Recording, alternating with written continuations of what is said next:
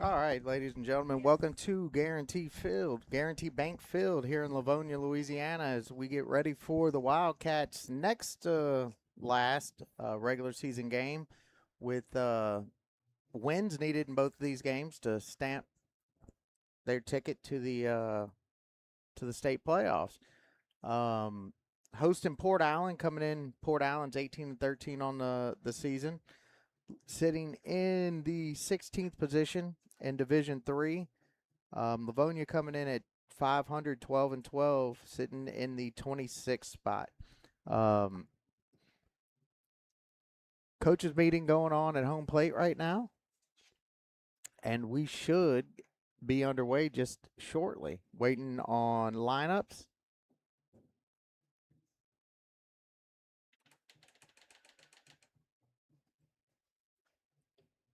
You want to run through the starting lineups for both teams Yeah, sure. while we wait on the PA? All right, so we'll start with Port Island. We have number 6, Hunter Bowden. He's a pitcher. Number 23, James Fontenot, second base. Number 1, Johnny Payne, center field. Number 24, Grant Monroe, catcher. Number 15, Carson Chapman, first base. Number 16, Brannigan Poncho, third base. Number 2, Billy Gatlin, right field. Number 9, Evan Trudeau, DH. Number 4, Hunter Corville. Number 3, Mason Thibodeau. All right, going over to Livonia. Number 23, Connor LaCour. Number 12, Avery Bergeron. Number 2, Hunter Jones. Number 5, Gavin Foster. Number 24, Mason McBride. Number 21, Maddox Jones. Number 10, Chase Sullivan. Number 11, Kenny Smith. Number 1, Keegan Ledet. And number 7, Chandler Aguilar.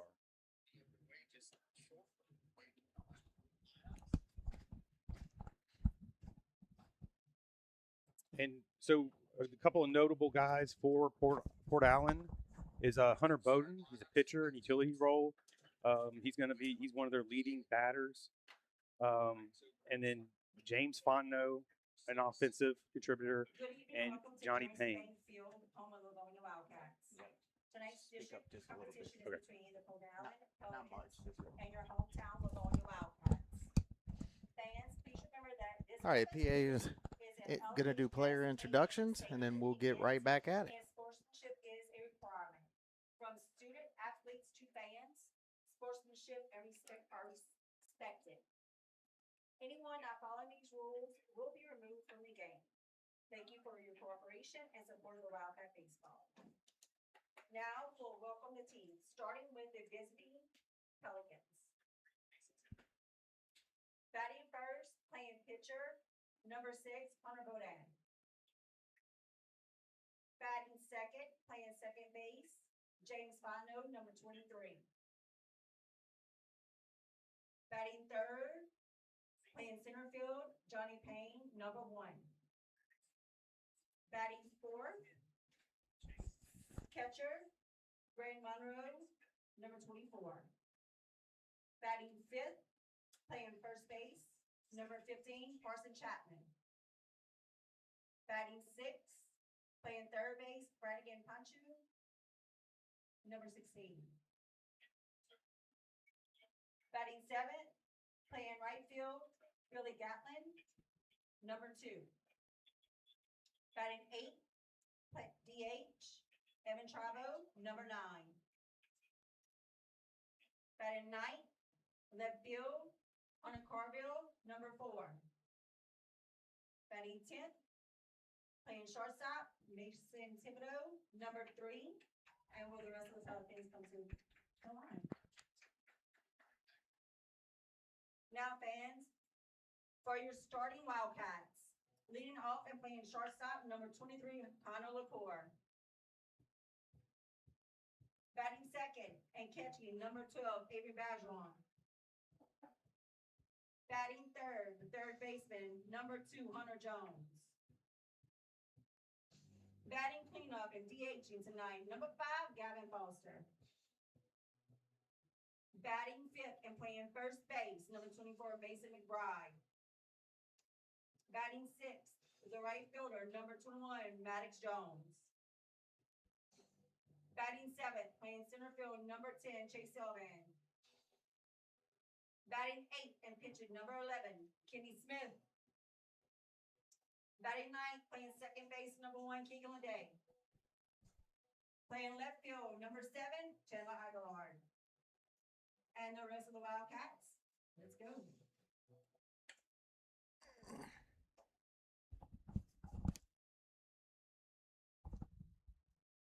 Now, ladies and gentlemen, please rise and remove your caps for a moment of silence and playing of our national anthem. Thank you.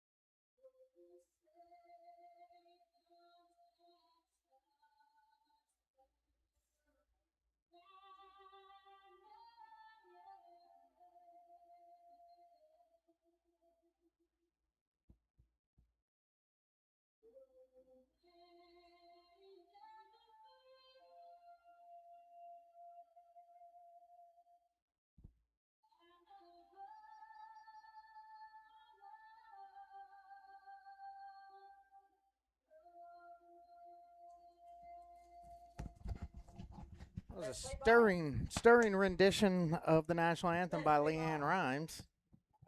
Leanne Rhymes was going to be in Livonia, Louisiana tonight.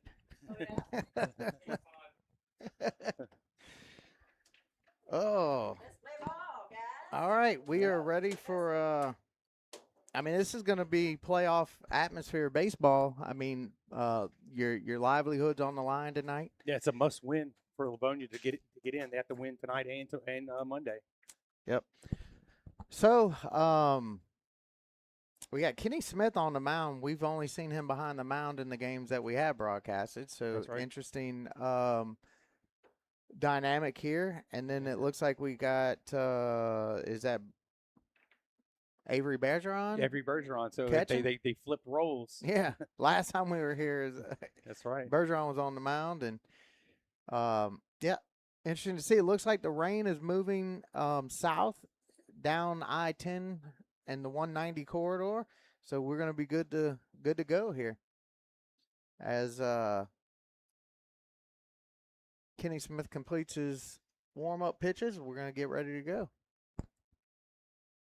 Meaningful game to both teams, obviously, if he could keep his hat on during warm-ups.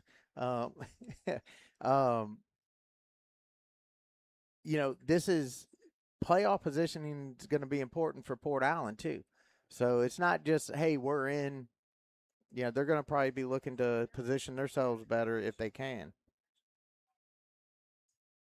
Yeah, I don't look for this to be a pitcher's duel. This game, there's probably going to be a lot of runs scored. You know, I could be wrong here, but you know, it has a making that there's going to be some runs scored in this game.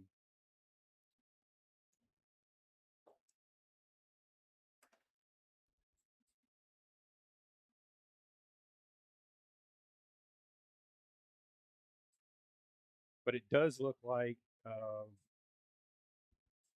Port Allen is going to be pitching their ace.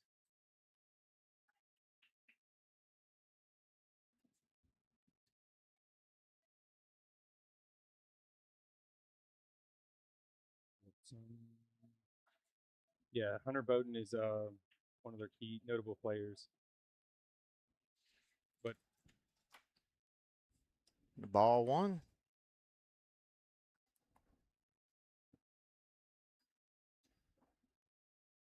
get that young man some double-sided tape.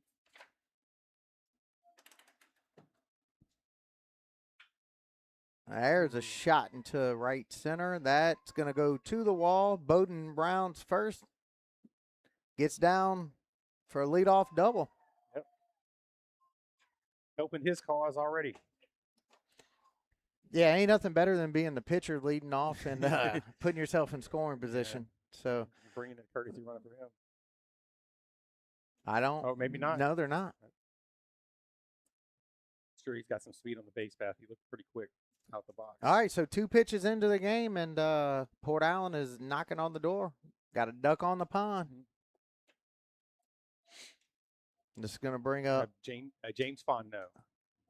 Fontenot with a RBI situation here. Swing and a miss. 0-1 to Fontenot.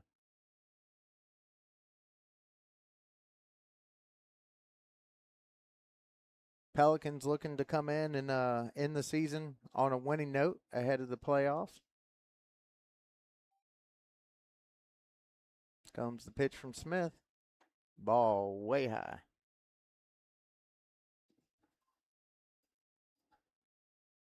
Of course, you can get amped up there in that situation. You really want to get that next out after giving up the double to lead off. Yeah, maybe a little overthrow. Right. 2 balls and a strike. Yeah, this is a big game for this young man. So he's going to come in. He's going to come in with some nerves. So hopefully he can shake those off early, get locked in, and deliver a good outing.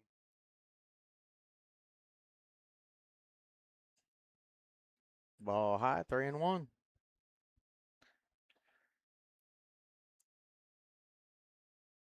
Well, we've seen some spectacular plays by the by the third baseman in this ballpark, and this being our third game here, where we've seen some force outs at third when they've really been needed. Last time we saw Avery, he got in a couple of jams, and he was able to work them out. Ball 4. All right, 2 runners on. Nobody out. Not the way you wanted to start this one. However, you do have the force in effect here. So maybe he was pitching around him. Maybe to the back of the order. Fortunately, you only have so many spots on the base path. Yeah. Fouled away, 0-1.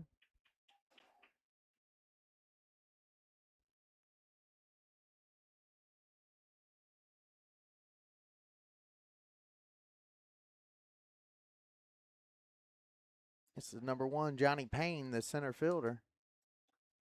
Looks like he's lightning fast, too. Watches that one down and away. If you're going to be playing center field, you definitely got to have some speed. Oh, they're already moving. Not paying attention. Caught him sleeping. Infield sleeping, and the runner advances to third. He's worried about his hat, trying to pick up his hat. They're just timing him. They timed him on that. I don't understand the hat situation. I'd be livid as a coach, too, quite frankly. Yeah, you're no outs. You got to run the stand on third. Nope. But Bowden was paying attention and took advantage of it. Made him pay. That's what good ball players do. Ball way outside, and this runner advances on the no throw. 2 balls, 1 strike. Is the hat just big? Maybe his head's too little. Well, he's whipping his head.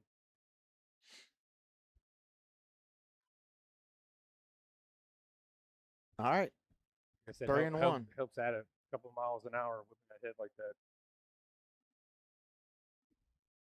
I whip my head back and forth.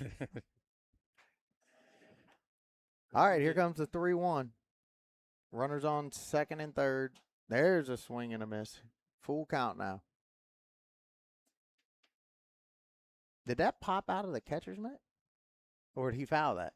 Oh, he actually He fouled it. fouled it and hit some bounce back on I'm the going to have plate. to watch the screen. I can't get quite close enough to see.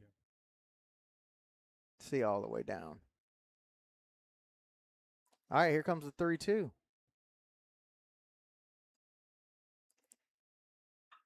That's grounded through the hole, and that's going to score 2. Oh, then misplayed. He's going to second. That's unfortunate. And it is quickly 2-0. Port Island. And here comes coach. Come talk to his pitcher.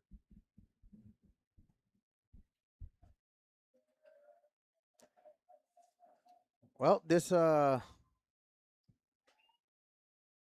mound visit's brought to you by Peanuts Transports, LLC. 225-802-0544.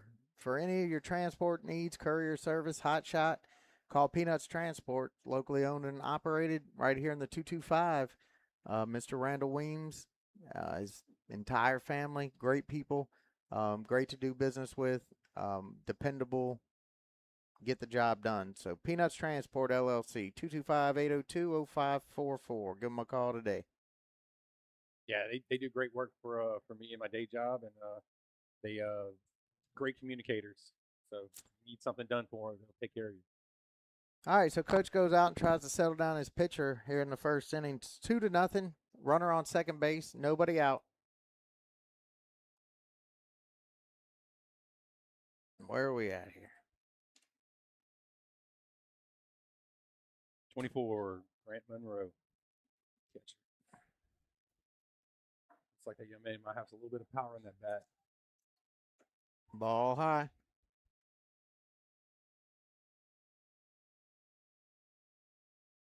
Pretty big boy too. Yeah. I'd have to go and say that he might play on the football team as well. Oh, There's a shot up, a little single. Oh, that's a Oh, bump. bad bounce, ate him up. Yep. And that's going to be another run in. Man, just went from bad to worse right there. Try to make the play and he hit something, bounced up over him. Yeah, it hit the lip of the grass. Yeah, of the grass as it transitions into the outfield and just shot right up on him. Right. You know, you're playing that natural bounce from the dirt. That's right. And it just caught that lip. And then the ricochet, it looked like it almost ricocheted off of his shoulder, caused the center fielder coming in to go the opposite direction of where he was. So Port Island with the runner on first. They've cleared the previous 3 runners. So 3-0 Port Island here in the top of the first.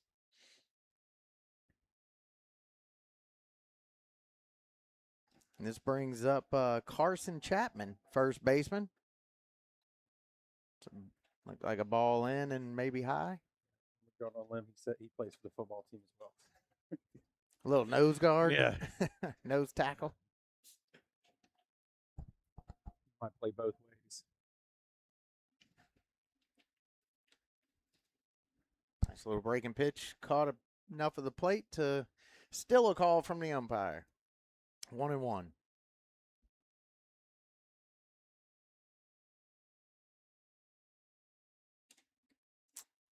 Always nice to get a note from the wife that the power's out at home.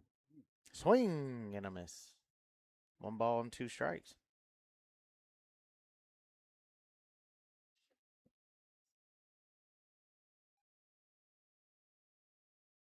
Kenny Smith desperately looking for an out here.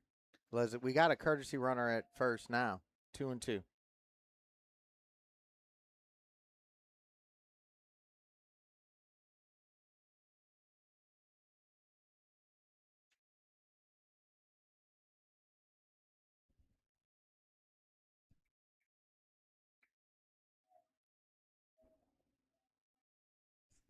It is 3-0. Yeah, it is Oh, 3-0. I don't. Who's she talking to? Oh, Huh? That was somebody from Port Island. Get yeah. sent back down the stairs. 3 balls, 2 strikes.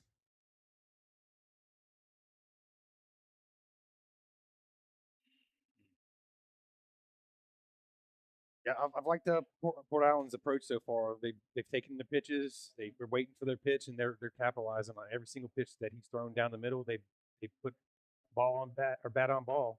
That one's That's popped up lifted. on the infield. They need this one. His hat's on the ground again. Yeah.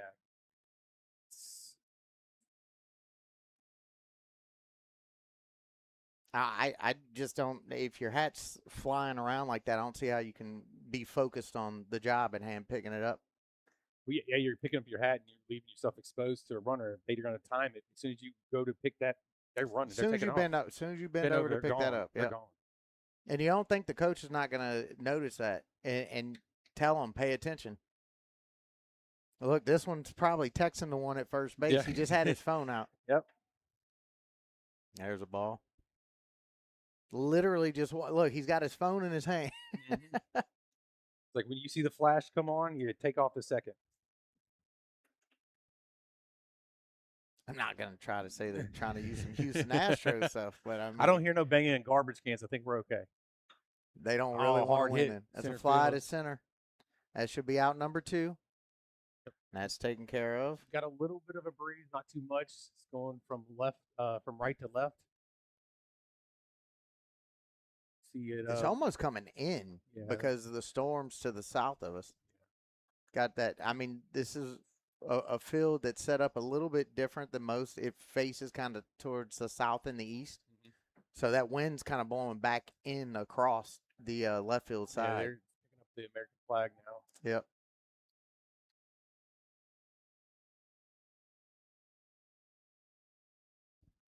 There's a ball.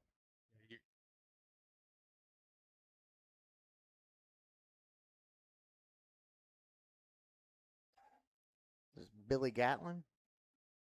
Swing and a miss. Been able to get 2 outs here, so they definitely need to go ahead and get out of this inning before they do any more. Port Island does any more damage. Yeah, Port Island's got to be, happy. They're 1, 2, 3, 4, 5, 6, 7 batters in with a crooked number on the board in the first inning. 1 ball, 2 strikes to Billy Gatlin, the right fielder. Got Evan Trabo, the DH, on deck. That's a big boy, too. Yeah. That's power right there, son. I don't think you're going to center field with it, though. Oh, he got him. He got him. Strikeout Wow. to end the inning. That was a generous call, maybe, one would say. He just the beginning of the first few in the lineup, he left too much exposed over to the plate, and they just hammered it. Yep, we're going to head to the bottom of the first inning. It's 3-0 Port Island here in Livonia. We'll be right back.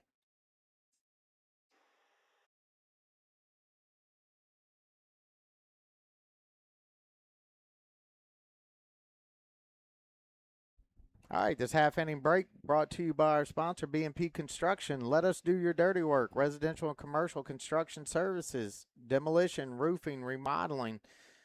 Call Floyd Bayham and his team, 225-301-6444. I'm sorry. Eyes are getting a little tired already. Use Floyd for my residential, another Sports Talk 225 residential, as well as our day job not residential, commercial. So they do a great job. He does it all. Yep. So thanks to Peanuts and B&P Construction, great sponsors of ours here at the ballpark. We need to get that Guaranty Bank. I see that logo out there in the outfield. Guaranty Bank, we need to get them on board. Now, they had some executive from Guaranty Bank out here, I think maybe the very first game that we broadcasted. He threw out the first pitch. Yep, that's right. Of the new season, which was a good time, man. They always take care of us. They usually got someone down the first base line that's cooking, making food, and bringing it out. And they fed us twice so far since we've been here. I don't know if we're going to get anything tonight, but bring up a I hope Sprite, so. Diet Cokes. Yep. They always take care of us when we come out. We really appreciate the folks out here in Livonia. Yep, we were out here for their home opener at the very start of the season. I was actually talking to our producer, Jake Williamson, last night. We couldn't believe that the regular season's Yeah. coming to an end. And Just- we were it's- just at, it we- felt like we were just in Denham Springs and then the very next night here for their Yeah, home I openers. know. The season's gone by quick, you know. All right, number 23, Connor LaCour is going to lead it off.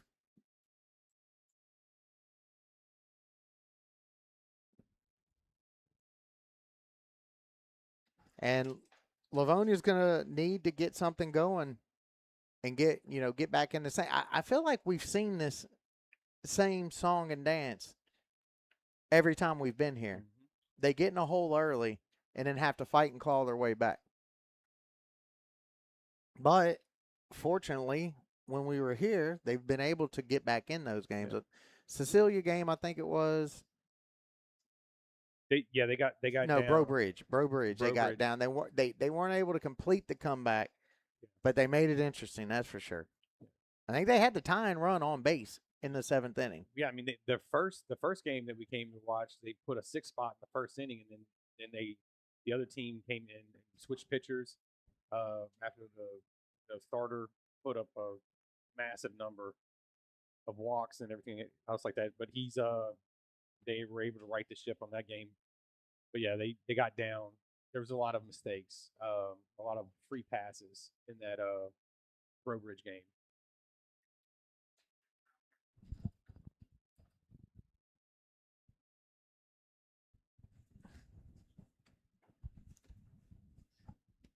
They got it, rang him up on the check swing. Knew that one was coming. I couldn't believe that the home plate umpire didn't. So that's going to bring up Avery Bergeron as LaCour goes down swinging. Catcher's a big dude for Port Allen. Mason McBride's a big fella. Yeah, he is. No, Grant Monroe. Yeah. Swing and a miss from Bergeron. Yeah, this is Port Allen's ace. I looked him up on the internet. And he's had a really good season so far. Ball high. So 1-1. Livonia's got their work cut out for them, especially be down 3 runs early. Well, and the confidence that a pitcher gains by going out there and getting that early lead. Oh yeah, run support. 2 balls, 1 strike. 1 away here in the bottom of the first. And he helped his cause. He started out with a double and ended up getting home. Got him swinging. 2 away. Back-to-back strikeouts. Nope. No, he foul tip. No. That was second strike. I got that completely different based on his hand signals, but okay. Yeah, he said it's 2-2. Umpire don't know what the count was. Oh. Full count. That's all right. Sometimes. Ooh, the wind's really whipping now. It's really picked up. Yeah, we're right on the edge of that storm. Yeah, if he hits in the Got air, him. There it is.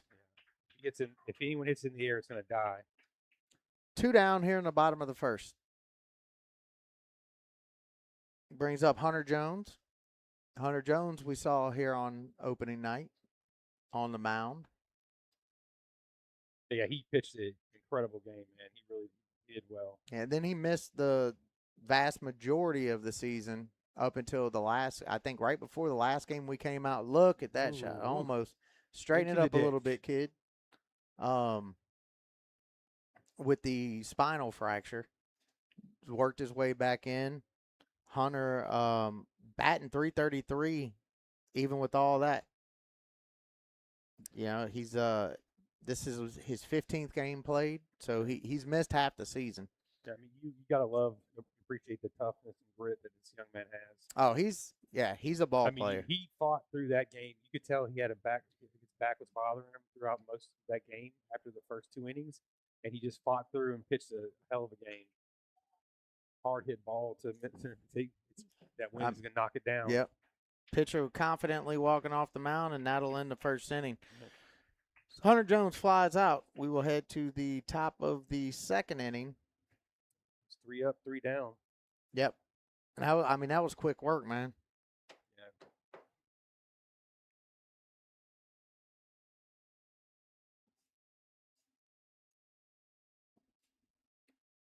see if who is it? Kenny Smith. I'm sorry. Kenny Yep. Smith is coming back to the mound and see if he can get a 1-2-3 inning, quick inning, get out of here and give Livonia another chance to get on the board. For advertising opportunities with Sports Talk 225, get your logo on the screen, commercials during the broadcast, logo pop-ups, and ad reads during the broadcast. Contact myself, Stu Puffer, Stu at Sports Talk 225, and we'll get you taken care of. Happy to do business with all of the 225 businesses. All right, so Smith's got some work to do. Yeah, he does. We need to go and get some of those little Velcro things to put on the inside of his hat we there. need some 3M tape. Creating that extra velocity. I see that whip, that arm whip that he's creating. That's what's causing that hat to. There's a lot of jerk there. Not a really smooth delivery. There's a lot of Trying at to, the end. yeah, like a whip. He's trying to whip it. Create a little bit of extra velocity. He needs to come up with a little bit positive attitude. He's kind of like got his shoulders drooped. He needs to shake that off first inning off, get out there, get a 1-2-3 inning, get his team back on the bats, and get on the board. This is Evan Trabo up for Port Island. That guy might be the center. Yeah, he's definitely playing O-line. Spike that one in there for ball one.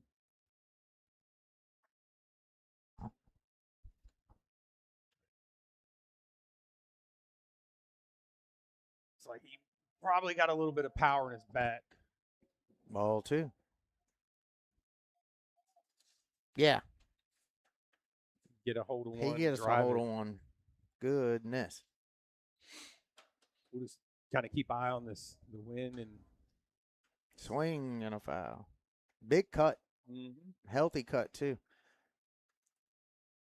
Yeah, I am concerned with the body language.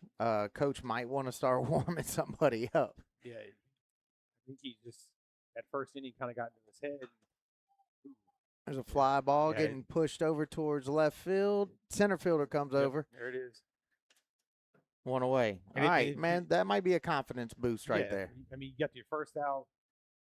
Let's keep pitching the way you're pitching. Let them hit it up in the air. The wind's going to kill it. Outfield's going to make plays. Let your defense work behind you. You don't have to do too much and try to strike these guys out. Just going to bring up number 4, Hunter Corville. You just can't leave it hanging over the plate like he did a couple of times in the first inning. Like that. That one shot right back up the middle, and that'll give Port Island another runner. And we're going to go back to the top with Hunter Bowden. He's led off with a single last. Guess they didn't use him? They scratched him or something? Or is he the courtesy runner? Maybe so. All right, so the pitcher for the other squad is now up.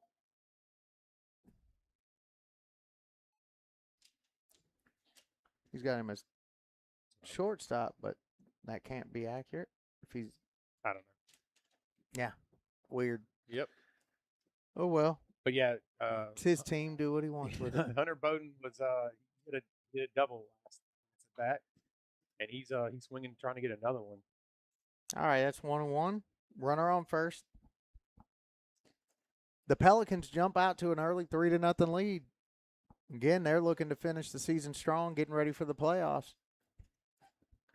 Livonia desperately needing wins tonight and Monday night to keep their playoff hopes alive. Oh, there's a big sweeping curveball for a strike. 1 ball, 2 strikes. Yeah, from the looks of it, Hunter didn't really like that pitch. He didn't agree with the call. Oh, well, either that or he's thinking, oh, there goes the runner. Oh, backside. opposite. Nice. Work from the backside. Beautiful backside approach. The runner stopped. Oh man. Goodness. If he would have charged that ball and got in, he'd have had a shot because the runner completely stopped at third base. And then all of a sudden, he saw him kind of just kind of lollygagging slowly to the coming to the ball. ball, and he was like, And he I'm gone. he hit the gas. All right, runners on first and third, So that's one away. So that's a- two bases that third base has been taken. by not making plays. Your hustle, the lack of hustle, or the awareness. You think he's just going to stop at first or stop at second, and you're just coming up, and now here we are. Runners first and third. Well, he took second base. Yeah. Because as soon All right, as the runners third on second moved, and third. because the best bet would have just let the Swing and a that miss. third get there and try to get out second base. You're closer to him. All right, so very similar situation as the first inning. We had a lapse of paying attention to picking the hat up off the mound after a pitch. The runner steals the base, comes around to score. Yeah. Okay. Well, no balls, one strike. Still got a chance to get out of this thing. Bounce that one in there. That's off the chest plate of Bergeron. 1 ball, 1 strike. Hey, power's been restored. If I don't know if you can allow too many more runs with this pitcher, especially with Hunter Bowden on the other side pitching. You're going to get too far behind. You're not going to be able to get back in this game.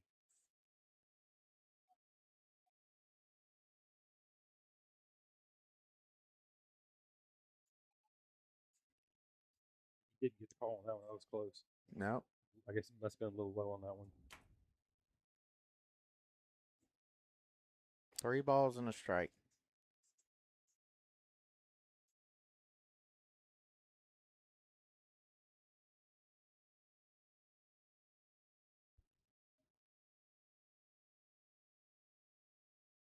Got the call that time.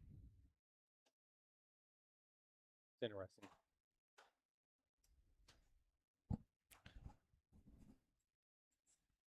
So working with full count right now.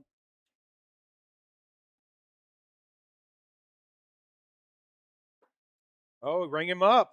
Oh, hit it, painted the inside corner. And he did not offer. He rang him up looking.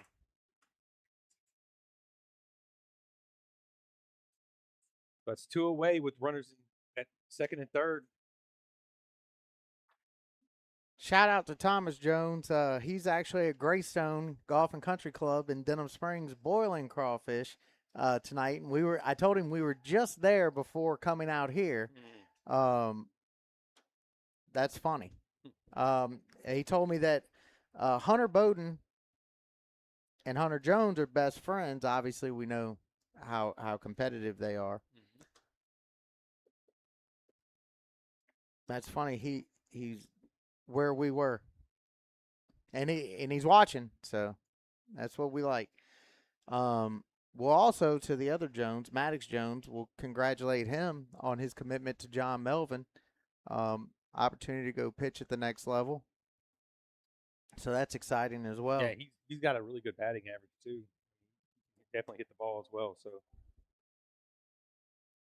if he needed to pull double duty, he could. The ball out. 2 balls, 1 strike. 2 away.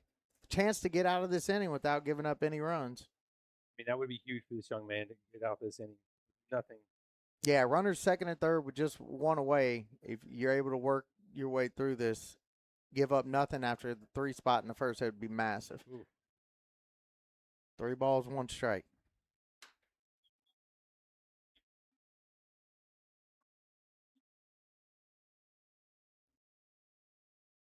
If they end up putting him on first, you got.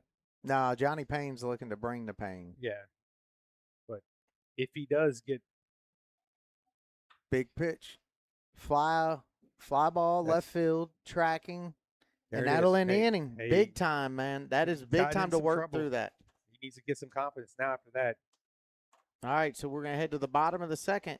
That was a big spot right there. Confidence boost. You've got to stay. You have got to stay around the zone. You have to let your defense work. Right. You're not going to do it nibbling.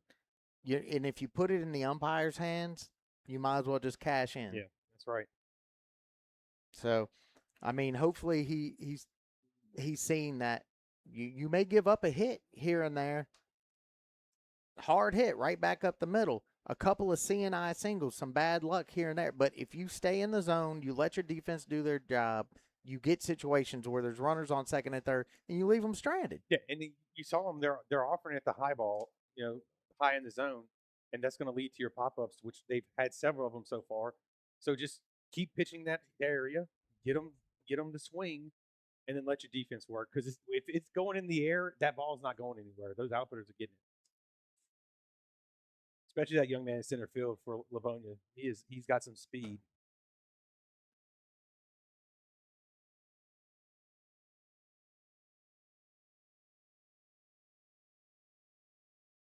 So fortunately, no runs came across. It was still 3-0. With the opportunity to bring your 4-hole up to bat.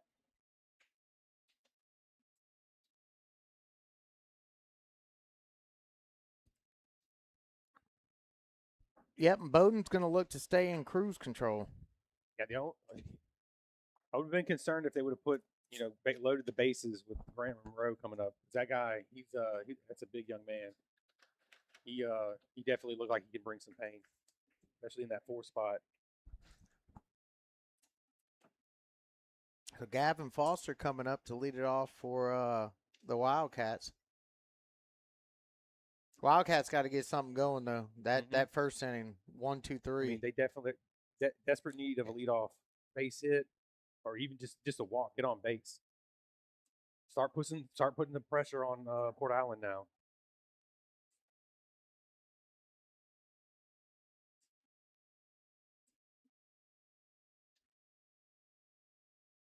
Bring a little bit of life to that dugout. It was a tough first inning for them, but came back and fought through the second. No runs and he didn't offer. No go. Ball 1.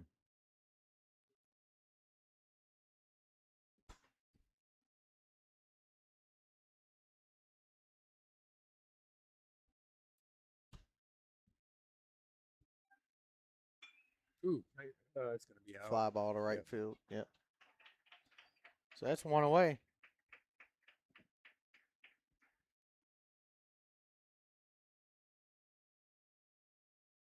And I remember last game, it was actually the bottom of the lineup actually did got a lot of the runners on and got some good hits, produced some points, some runs last game.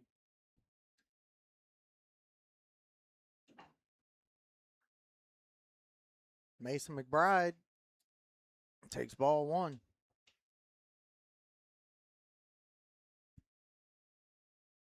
McBride batting .324 on the season.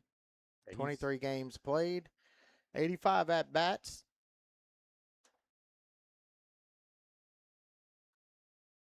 Got a .459 on base percentage, OPS of .929, slugging percentage of .471, 22 walks, 14 doubles, 7 triples. Wow.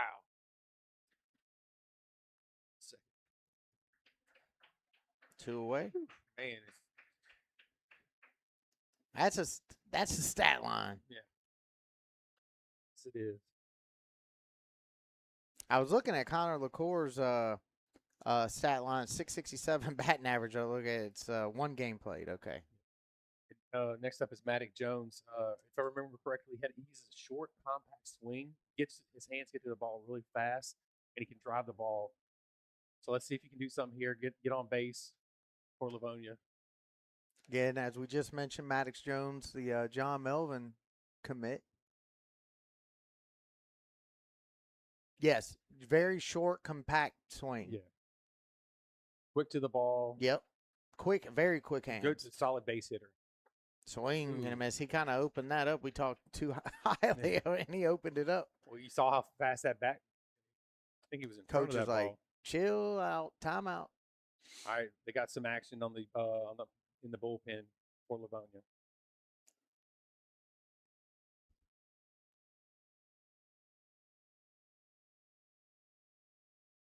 Looks like they're warming up number 24, Mason McBride.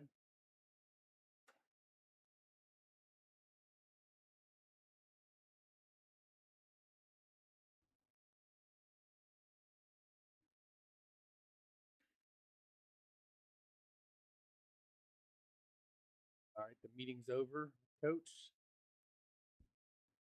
All right, back to the at bat here. Cool. Fouls that one back. I'm glad I moved that Jeep now. Yeah. No balls, 2 strikes. We're going to Has park some right here behind has the some press box. I have some explaining to do to Enterprise. Yeah, well, look, he shortened up on that that bat. Look Yeah. at that. It's like Tony Gwynn style. Protect mode. It's protect mode. Yep. Look, if he can't get it in that 18 inches, ooh, he's big time choked up.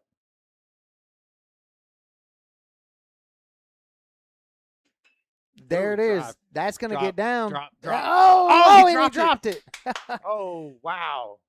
What a tight, compact swing. That's exactly what we were talking about. Yep. So Maddox Jones reaches on the. I would That's- assume they're going to score that a hit because I mean, that was a I tough don't know. play. That's a but it hit him in the glove. yeah. So it's 50-50 on how they call it. I'd probably scored a hit because of the distance traveled.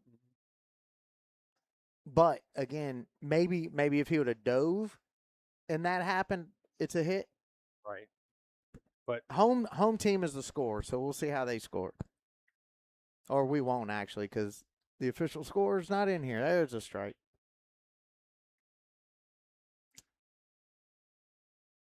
Chase Sylvan.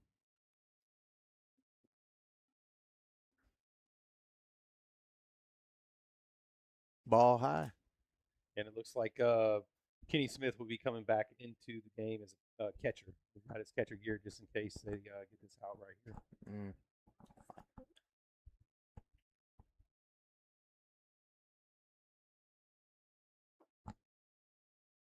Oh. Almost overthrew it. 2 balls, 1 strike. The back pick almost went all the way down the first base line. Yeah, I did. I saw daylight under that big boy's feet. He got up. I don't know that I don't know. You hear some things and then you start to see some things. Yeah.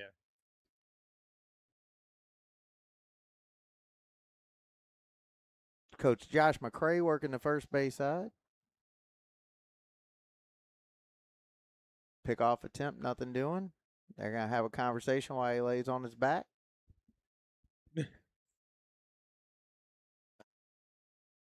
My guy's like, hey, I'm getting paid by the minute. I'll lay He's here saying, all day. I'll stay here all day. Oh, All right, he 2 works the runners walk, on. Draw a walk. This is what Livonia needs. Get a couple of people on base. See if So this is going to change the lineup, the batting order here a little bit because that was. Well, no, No, he just had to take his gear off. yeah. All right, so He was I just guess getting ready just in case they got that out. now he'll be the catcher, Kenny Smith. Right.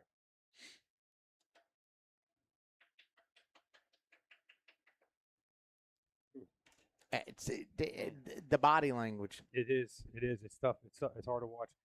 He's got to come up there. So, what have we always told by our coaches when we played? You can't dwell on last play. It's next play. Next play. It's always next play.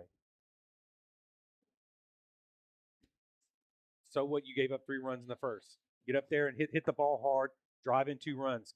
Get your team back in the game.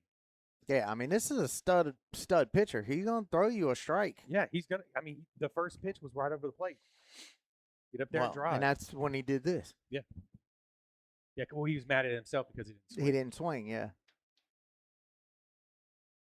Come on. That's okay.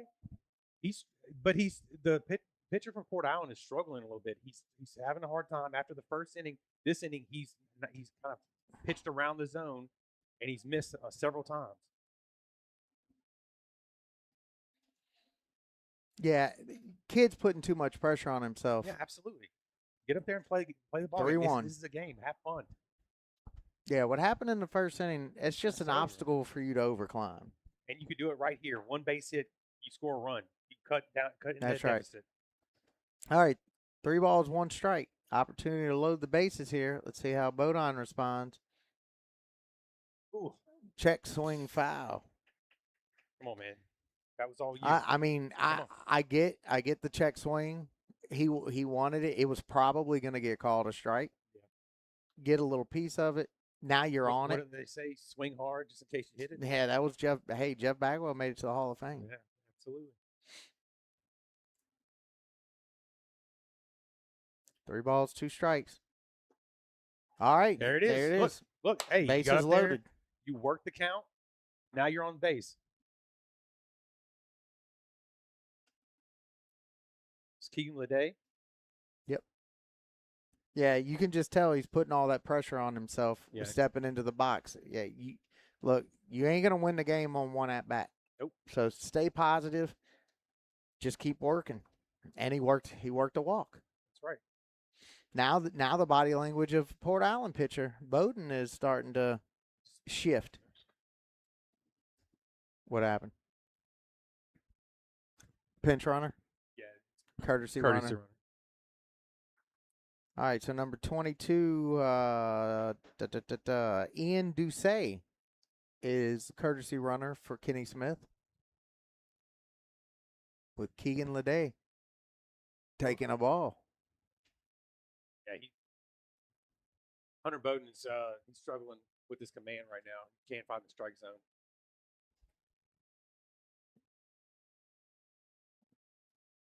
A ball, no strikes. Wildcats with the bases loaded, trying to get back into this thing early. Making Bowden work here in the second. Ball in. Leday wanted it to get a piece of that jersey. That's an RBI right there. Yeah. Hey, this is the pressure that you needed to put on this young man. Let's see how he reacts to pressure.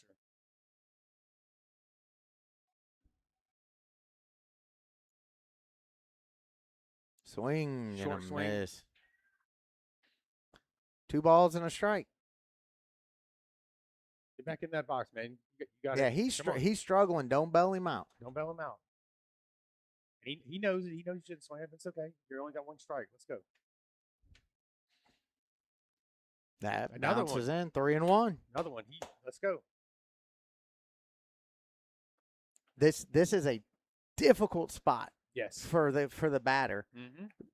Yeah, I always say pitcher has advantage 3-1 because as a batter you almost want to take. There it is. Oh, Down. that's going to ground ball to the second baseman. Tosses it over to end the inning. Oh boy, that's a heartbreaker with the bases loaded. So Livonia goes down in the second inning. Bases loaded. Leave them all stranded. Heading to the top of the third. It is 3-0 Port Allen.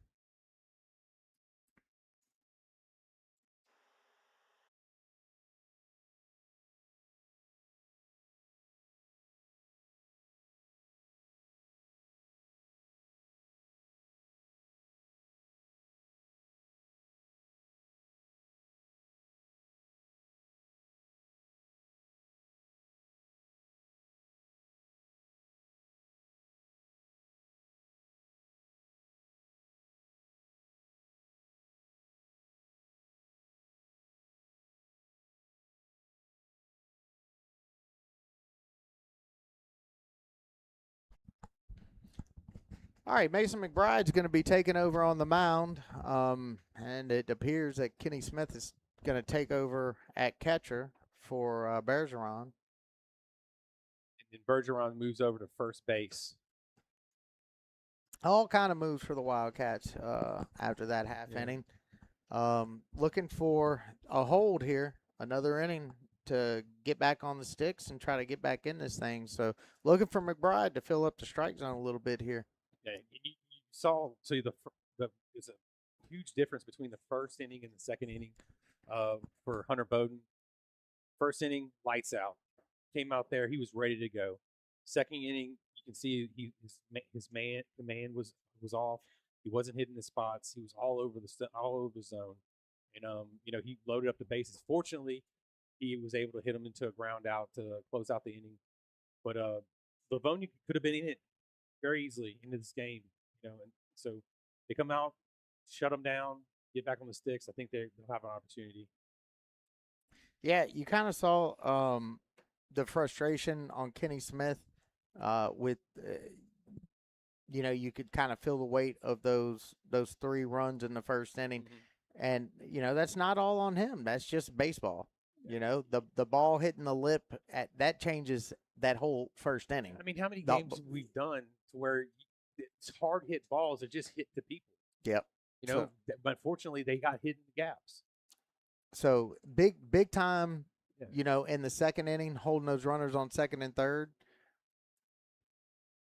All right, there's a ball. Holding those runners in second and third, leaving them stranded. Yeah. And then just heartbreak with the bases loaded there. Swing and a miss. And then he immediately comes back and comes to the plate and works a walk. Draws a walk. Yep. Started out frustrated with himself because there's a fastball down the middle he could have jumped on. Yeah, he could have lit that thing up. But what they did was they put a lot of pressure on Bowden there in that inning. Yeah. 1 ball, 2 strikes. And they got to see a lot of his pitches. So, you're going to flip the line over second time around, make the adjustment. So Grant Monroe watches strike 2. 1 ball, 2 strikes from McBride. Ball high. McBride's working with nice tempo. I like that. Yeah, I do Good like pace. that. Good pace. That's the way Hunter Jones, when we saw him the first game, he was quick. Very, very quick and it was very uncomfortable. You could see the batters were very uncomfortable because they were having to hurry their process to get in there and get set up. Yeah. 3 balls, 2 strikes. Grant Monroe, big catcher for Port Allen. Oh, he got him up. He should have froze him with the breaking pitch. That was nice. That was a nice pitch right there. That's going to bring up number 15, Carson Chapman. Grant Monroe had a little advice for him going in there. He must have said he's tipping his pitches. He saw something that he can give to his teammates that he's doing. Chapman, I would not want to get a hold of one if I was Mason McBride. No. It's like that fella might be able to carry that big 380 or so in the dead center. That's got to be 496 out there. That is crazy how far it is out there. The 1 ball, 1 strike. Scoreboard is wrong. Not my scoreboard, the actual scoreboard at the ballpark. 2 balls and a strike.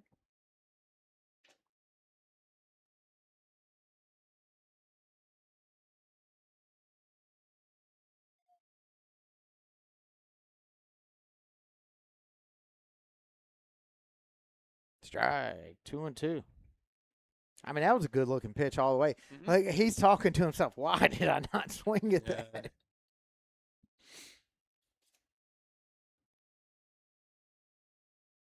Comes the pitch to Chapman, 2-2. Ground ball to short. Here's he airmailed that one. Oh, no. Off the fence. And he would have got him, too. Chapman was, I hate to say laboring, but he was definitely not moving fast down the line. Yeah, that ball came out very high on Connor. Yeah, he tried to rust it. The release point was too high. Yep. So there's an error on the shortstop, and that'll give Port Allen a runner at first base. 1 away, and that's going to bring up Brannigan Poncho.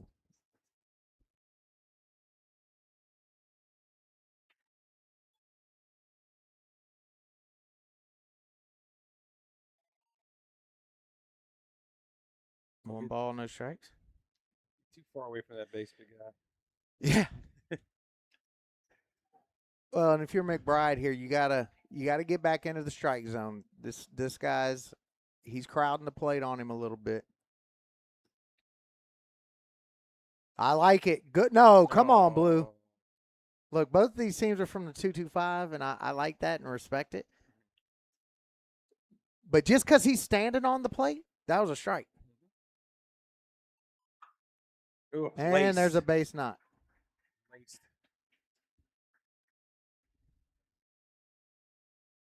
All right, now put runners on first and second. Yeah, I disagree big time with the umpire right there.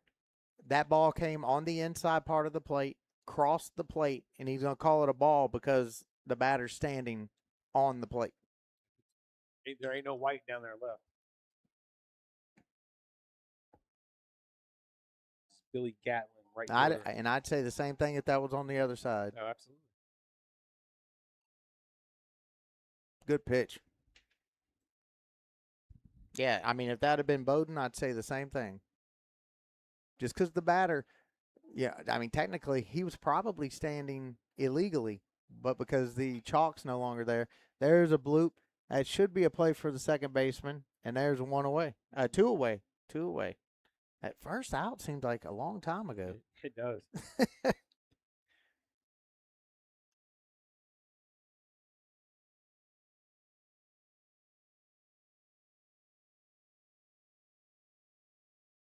Getting to a lot of these 3 balls, 2 strike counts.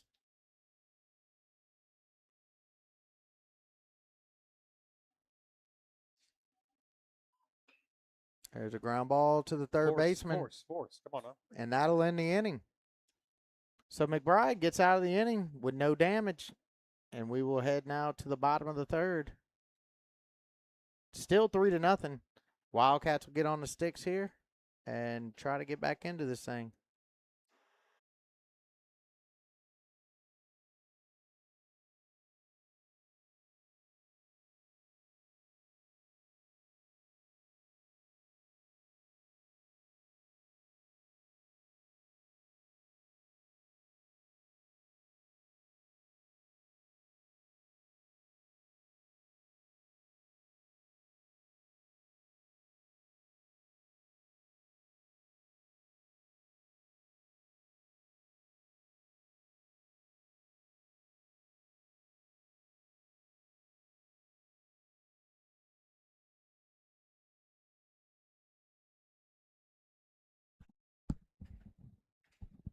Oh, we talk about coming back.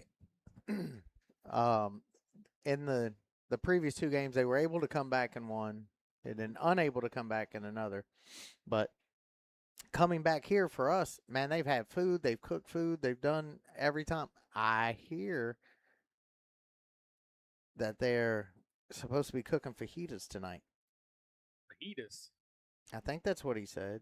Yep, they're cooking. I believe they are cooking fajitas at the game tonight from Thomas Jones, who is where we left your car cooking crawfish. I said, man, we coming over. He said, well, we'll be here until about 9 o'clock.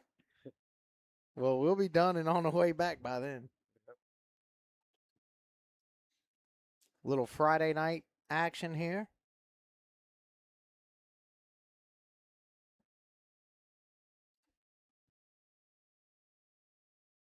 All right. Wildcats got to try to get back into this thing before it gets too late.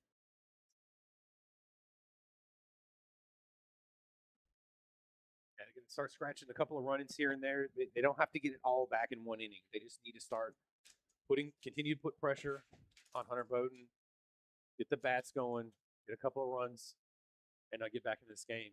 Yep. Connor LaCour's going to lead things off for the Wildcats here in the bottom of the third.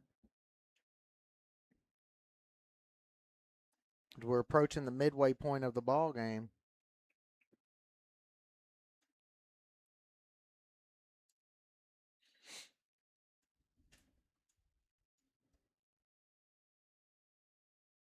Swing.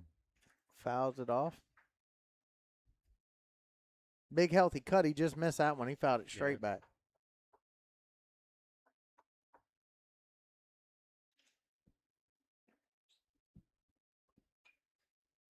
Almost fouled away. Quickly down 0-2.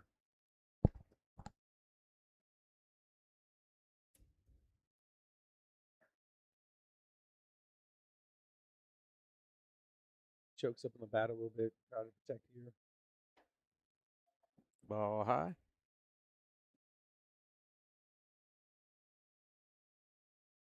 I kind of like that from the Wildcats. They go into protect mode. There's solid a shot. Hit. Wow, Yep. that was a solid hit right there. They shorten. They choke up Yep. and they shorten their swing, and you get that compact swing versus those first 2 swings. He took healthy cuts. Yeah, I mean, and that's exactly what mean, if you ever watched Tony Gwynn, I mean, Yep. obviously you have. That was his thing. He got down 2-0. I mean, that's why he was the greatest hitter of all time. Yeah. It wasn't about hitting home runs. It was getting on base. Yep. And No doubt. That man, he was the best at doing it. That's going to bring up number 12, Avery Bergeron. Coach calls him down the third baseline to have another chat. We'll say this chat is brought to you by B&P Construction. Thanks, Floyd, and your team. An offensive timeout, if you will. They say there's no timeouts in baseball. I call absolute baloney.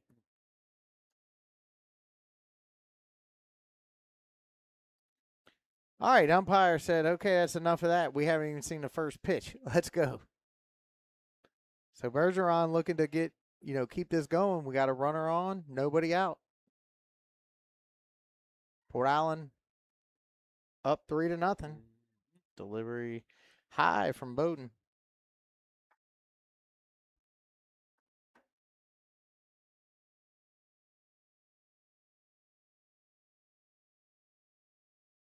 Shakes off the sign.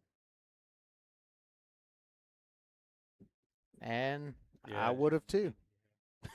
Delivers a strike. Says, no catch. That's not what I want. Yep, I'll take that one. Strike one. 1 ball, 1 strike.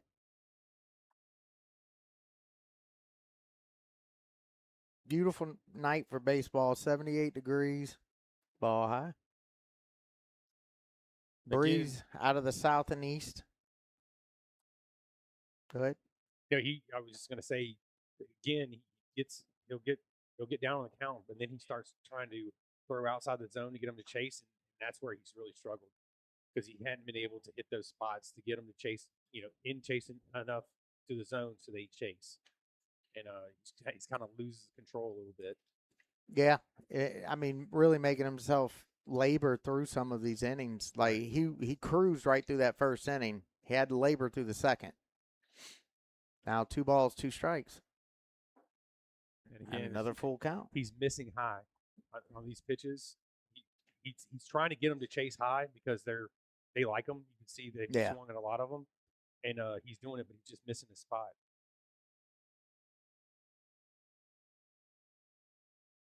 Yeah, he's trying to find that in between where they foul it away. Oh, and he works that walk. Works the walk. He's trying to find that in between where they keep fouling it back. That's right. And then where they won't swing at it because he's too high. He's just missing that in between. And then a couple of times they didn't foul it back. They shortened up their approach and drove the ball backside a couple of times. That's right. All right, so this is going to bring up number 2, Hunter Jones. Runners on first and second, nobody out. Jones takes the ball. That's that same pitch. He's pitching is coming up too high. We're not going to tell him about all them beautiful crawfish you got cooking down there in Denham Springs, Dad. Takes a strike looking there. 1 ball, 1 strike.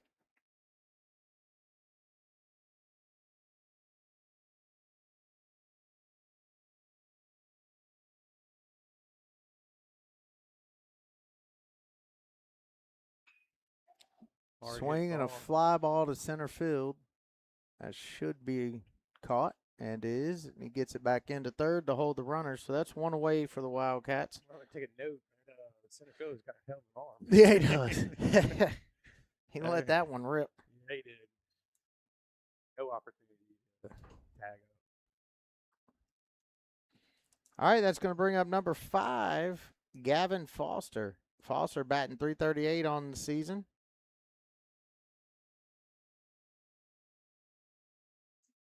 No bigger time than now looking for a base hit. Oh, man. Breaking pitch stayed way high. He did not get over the top on that one.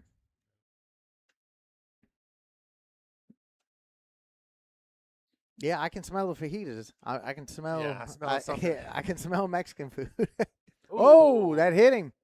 Hit him in the elbow. Bases are loaded, folks. Bases loaded. 1 away. 1 away. You got to get something across the plate here. Come on, Ant, get off my computer. Yeah, no doubt. I mean, right now, I mean, you got to trade it out for a run right here. That's worst case scenario. You got to trade it out for a run. So Dad said he don't want to eat no crawfish after he helped wash them today. oh man, That's good stuff, man. All right, yeah, we definitely have to see. I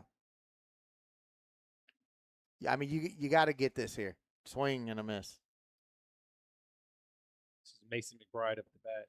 Yeah, that now you're on the mound, McBride. Help your calls. Yeah, this is where you give yourself run support.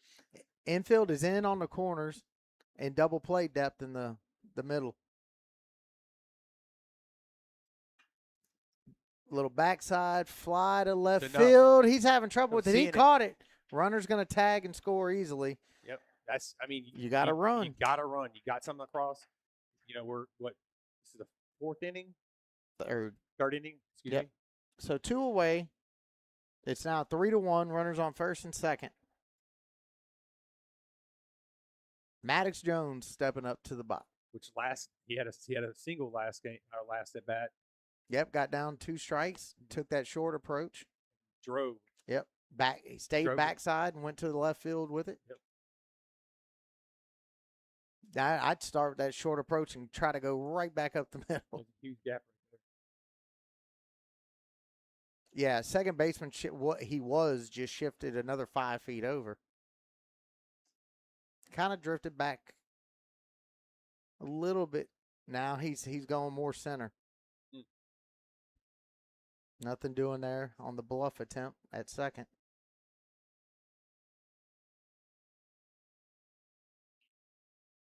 Oh, man. The huge hole on the right side now. Swing and a miss. I think he saw it and was trying to aim for it.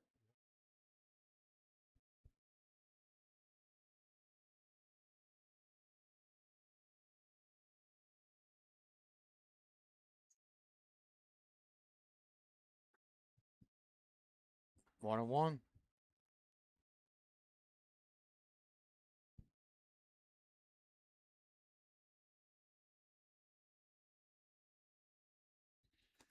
Wildcats have had plenty of traffic.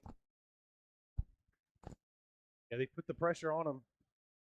On Hunter Bowden. Swing. Oh, a foul ball off the foot. Ooh, man. That does not feel good. No. Foul ball off the foot. Umpire's going to give him a minute to try to walk it off.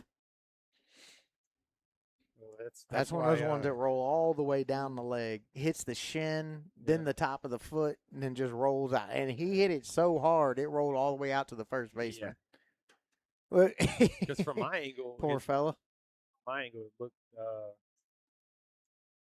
like it's a regular foul ball, but that actually bounced off of his foot and rolled into the infield. All the way to first base. Yeah. First baseman tossed it to the pitcher like it was a ground ball to first. Poor guy. Hopefully he's okay. They're checking him out right now. The EMTs.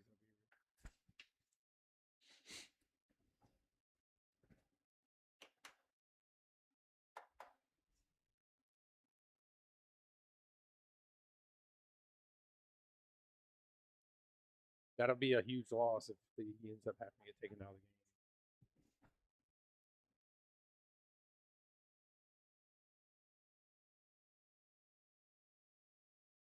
Oh, if we know anything about the Jones family, those are tough kids. Yeah.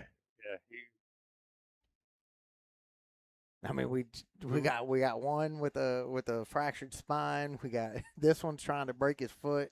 Yeah. He is in pain though. But he's like, no, I ain't coming out. Did he just? Now he's going to make him run. A little gimpy run. Hit it hard enough to get down to first. He's like, no, I'm not coming out of the game. All right, so Maddox is going to step back into the box. 1 ball, 2 strikes.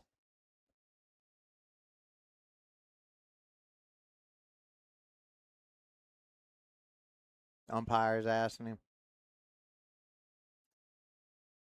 He's like, no, I'm not coming out of the game. Yeah. I like it. It's that grit we were talking about earlier. These Jones boys, they got a bunch of grit. Choked up on that bat now. He knows he's got 2 strikes.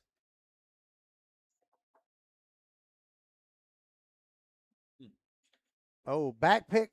That's going into the outfield. Man. No, I would not run on Yeah. him either. Well, that was a that's smart decision. That center fielder's got an arm. That's right. Smart decision by the runner. Oh boy, they almost back picked him though. This Catcher's got a good arm. yeah, he does. Shortstop wasn't going to get there in time. Or It's he our was, first he was time. struggling to get there in time. It's our first time seeing Port Allen. They've got some arms on that squad. They do. Ball high, full count. So Jones has worked it full. 3 balls, 2 strikes. Short, tight, compressed swing, choked up again. Oh, almost hitting. Ball 4. Bases are loaded for the second time in the game. Yeah, You can smell it, man. right? I'm smelling it, man. My stomach's growling over I'm here. starting to know, like, we're starting to learn about, like, when they bring food to broadcast, people in the booth, why they love it so much. Yeah. Man, if you guys could smell what we smell, holy Toledo. Oh, that bounce. That's going to score a run. Woo! Look at that. Oh, I Oh, missed the that's road. going to score another They're run. going to tie the ball game. 2-run score, and it is 3-3. Wow. And the runner is out at third. The final out at third. But those 2 runs count, so we're tied up. Look at that. Just like that, they're back in it. Wow, wow, wow. What a half inning. We will now go to the top of the 4th, and where Livonia got this got behind and Port Allen jumped out to that lead kind of by some lazy field play in the first inning. Now it just backfires, and Port Allen pulls the same thing, and Livonia capitalizes on it. And we're tied 3-3. Wow. What a turn of events right there. A spiked ball about 10 feet in front of home plate gets beyond the catcher. Runner scoring. I don't even know why the catcher threw the ball towards the pitcher. Pitcher's not looking for it because the runner's so far ahead of him. Gets past him. Another run scores. Then the other runner trying to advance to third gets thrown out to end the inning.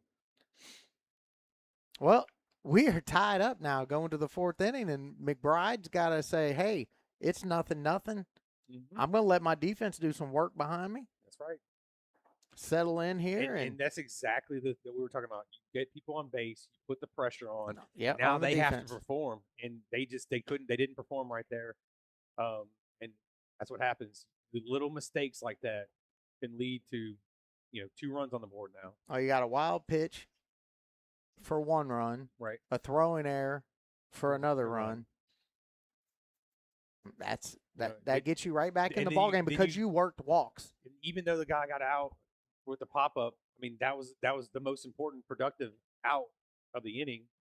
You got 1 out, and you get the runner to tag up at third, score that 1 run, and then you get people on base and make things happen. All right, Hunter Corville leading things off for the Pelicans. Swing and a grounder to shortstop. He's going to have to fire. Man, he took a long time. Too long. Too long, and then that makes you force a bad throw. He shuffled it, sitting there shuffling his feet. Like double pump the ball. Yeah. And it makes you have a harder throw, and you threw offline, and now the runner's on. Yeah, and it makes me wonder if he's still in his head from the last one where he air melded. Yeah. And that was a much slower runner. Yes. Corville booked it out of the box, so he was getting down the line. And that again puts pressure on the defense. Squares around a bump, but that ball was just a bit outside. Just a bit outside. Kenny Smith may have dislocated his arm trying to catch that one. That's Stretch Armstrong impersonation. McBride working out of the stretch here. Oh, not a bad pitch. 2-0. but not good enough for the umpire, apparently.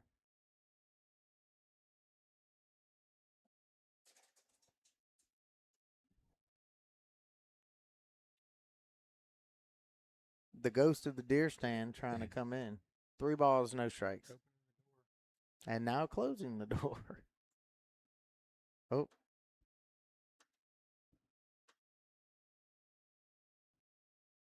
It's very strange.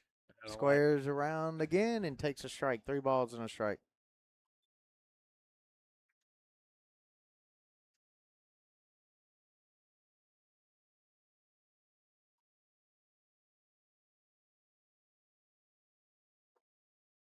Oh, nice curveball on the outside, and Bowden is not happy with that call. That was a generous call. All right, 3-2. McBride needs to execute here.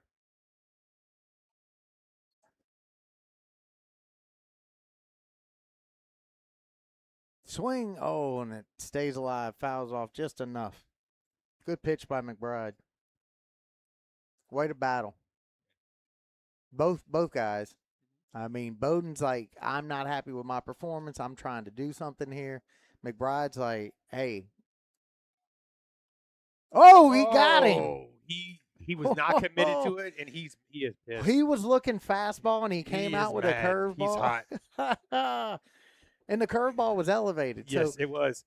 You know, you guys, your eyes light up, and he gets tried excited. to slow his swing down, and he knew he bit, and he got him. He got him on that one. Pitcher on pitcher crime right there. Yeah. There's a strike. Oh, McBride's feeling it right now.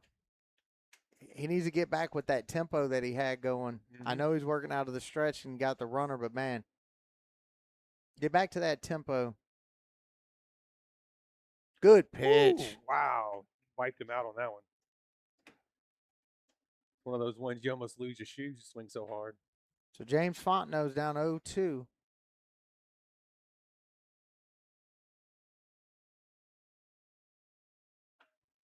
There's a drive to left field. Oh, no, he read it wrong. Oh, wow. And that's over his head. That's over his head, and he stepped on it. All right, going to hold him. Runners at second and third. Ooh, man, he misread that ball. Yeah, he came in, and that ball was – it was hit hard. It was. And it's just a bad read. Which is crazy because the wind's blowing in for it to I don't know, maybe it hung up a little bit in the jet stream and carried a little bit. But most of the balls that's been hit out there, they've died. Yeah, first step in is always going to get you in trouble there. Yep, that's right. Always going to go back first. All right, one away. Swing and a foul. This is Johnny Payne. Trying to bring the pain. Runners in scoring position. What that dude on that little front end loader? He just whipping it all over the place. I don't ever see anything come in the bucket. Is this just like practice? Oh, that's a rip. That's going to score 2. Man. Cut that off. Yeah. Out. He's out. Got him. Got him at second. Got the runner at second base, but 2 runs score. You'll trade 1 out for 2 runs. So it's 2 away. It is 5-3. Port Island. So after giving up the 3-0 lead and getting tied back up, they put up another crooked number here in the 4th. Looking back at that misplay in the outfield, that's the inning. Cost you. All right, so that brings up the catcher, Grant Monroe. Swing and a miss. Mason McBride has done a good job coming in this game. He looks very confident, very sure of himself on the mound. He's delivering, throwing some really good pitches. Swing and a miss by Monroe. That pitch is nasty. He got him twice on that pitch. Well, he had his ankles were locked up, his kneecaps were locked up. Right? The swing looked like only thing was going was his arms. Oh, that ain't a bad pitch. No, not to try to get him to swing because I was almost close to similar to the area that it was the last 2 times. Oh gosh, You're gonna have that's I can't get over the legs, the arms. to, yeah, they were all locked up. Everything was saying don't swing, and That you one's swung. fouled away. Yeah, it just I go back and watch the replay on that one, man.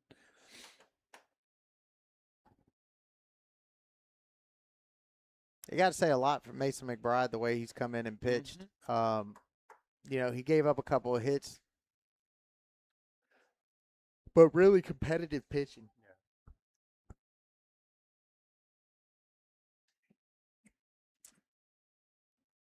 All right, Monroe calls time.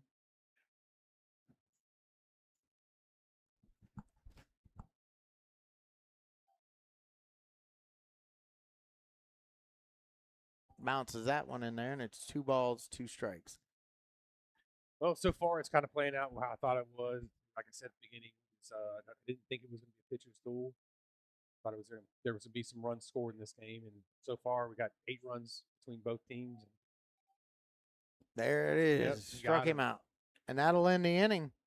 So we're through the halfway point. Heading to the bottom of the 4th.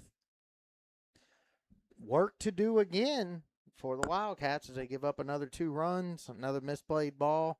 That really hurt them. Yeah, Hunter Bowden's coming back to the mound. See if he can. That doesn't surprise me.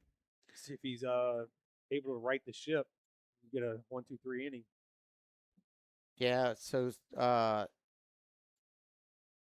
you know, this is from a Livonia dad that, you know, Hunter Bowden's the real deal. A lot of heart and a lot of guts. Throws mid-80s with 4 other pitches: a curveball, knuckle, a change, and then obviously the fastball. Yeah, the only thing he hasn't been able to hit his spot. His location has been a little bit off. But other than that, I mean, you saw what he got, what he has in the first inning. I mean, he was just lights out in the first inning. He just kind of lost control. I don't know whether it's just doesn't have his secondary pitches working right now.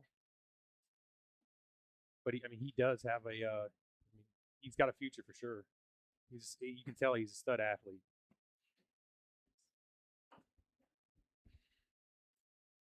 Definitely his bat for sure. I mean, those 2 hits, the first and second inning were they were some solid at bats.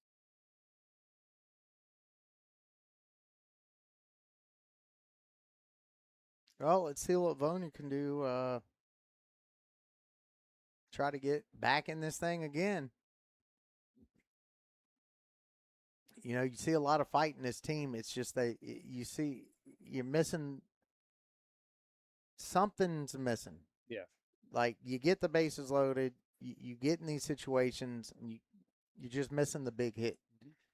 So you see that big hit come across. I feel like this team would just light up. Yeah, I don't. You know, they try to start to get it going. Last inning, you know, the players were clapping and trying to get it going and excited in the dugout. There just needs more energy. Need that big play. You know, that get your team pumped up. Get out there. You're in this game. 2 runs ain't nothing. Yeah, you just came down from down 3. Yeah, so you can do it. You had bases loaded twice in this game so far. You produced 3 runs last inning. Get out there and play. So Chase Sylvan will lead off the inning for the Wildcats. Love to see him get on, put some speed on the base. Ground ball to third. Man, that kid's got an arm. Yeah, he does. And see, he made the play, Took set his time. Yep. and made the throw. He threw a fastball. But his feet were set. Is a great point. Shuffling your feet and moving, and that's why you get these offline throws to first base. You make the catch, set your feet, throw. Make a hard throw. If they get there, they beat it out. They beat it out. But you have to do it the same way every single time. Yeah, you see some happy feet, you know, before your feet. You filled the ball, and then you're skipping all that. Skipping. You're not Carlos Correa. Yeah. And it's the game's speeding up too fast for you, and you're trying to make an in-game adjustment. It's just not going to work. You have to field, set, throw. So Kenny Smith is up with Keegan Ledet on deck. 2 balls and a strike. Hunter Bowden still struggling a little bit to find his the strike zone. It's what, 3? Yep, 3 balls and a strike. 3 balls and strike.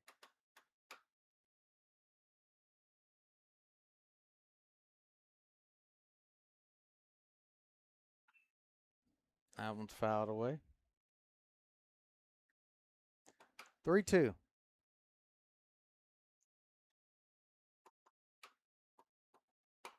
I will say we've had some excitement in this game. That's good. You know, it has been entertaining. There's been a few mistakes made that was costly for both teams. Works a walk again. That's his second walk of the Hey. game. That on base percentage up, man. That's what I'm talking about. Yeah.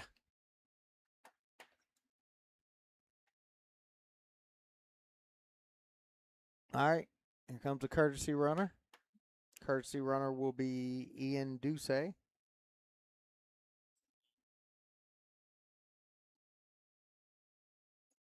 believe It's an opportunity for Keegan to make up for some of that. Yep. Man, look at the hole on the right side.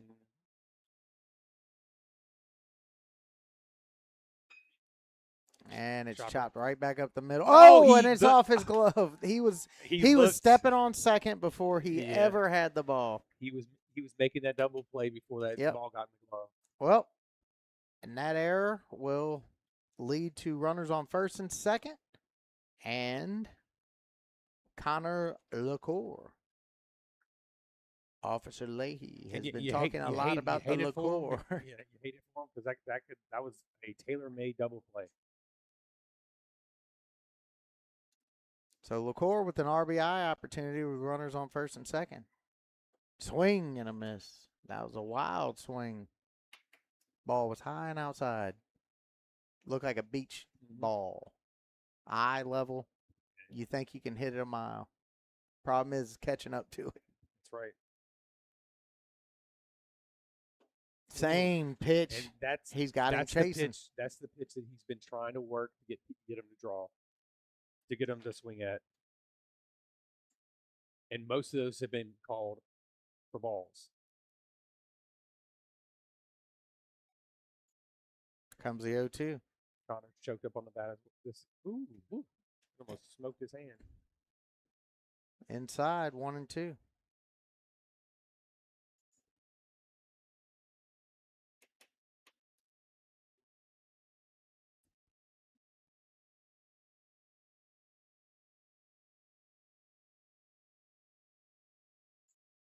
Oh, hit him in the back. Bases are loaded. Should have took it, buddy. Oh, I thought he got him. He danced out of the way. Oh, no. That's one of those ones you just turn, you take one for the team. Then bases would be loaded. 2 balls, 2 strikes. 1 away. I'd looked down at the monitor, and I thought that the way he reacted was he had got squared up in the back. Full count. 3-2. No, umpire, are you kidding me? Oh, my Lord. That was on the wow. That was in the other batter's box. The catcher slid over into the other's batter's box. That was horrible. Yeah, that was a generous, to say the least. Wow, wow, wow. I'm watching the replay here, and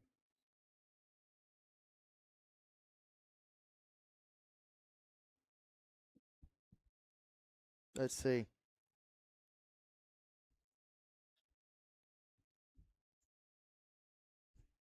Oh, that's still 30 seconds behind. Ooh.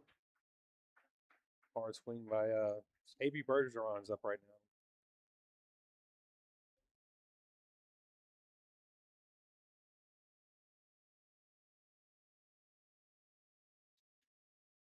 now. Oh, 2.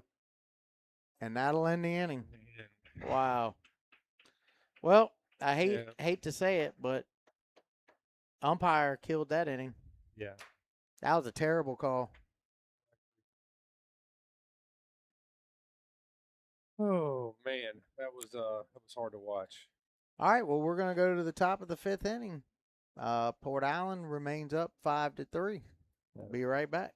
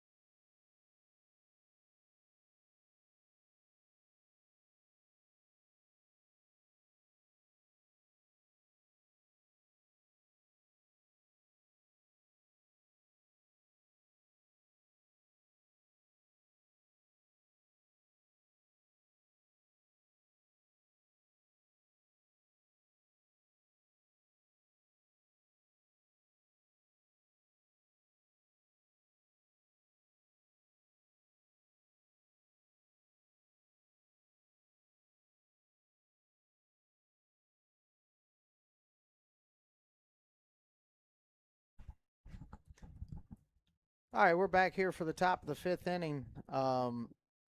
Man, tough, tough one there. You feel for the kid, in the box when the game gets taken out of his hands, kind of situation. Um, kind of an egregious call, but we're back at it, and they will now have to hold serve again. Yep. Mason McBride's back on the mound, so got to have a scoreless inning right here. Swing and a miss. That pitch is worked. That he has got that pitch working. They don't have an answer for it.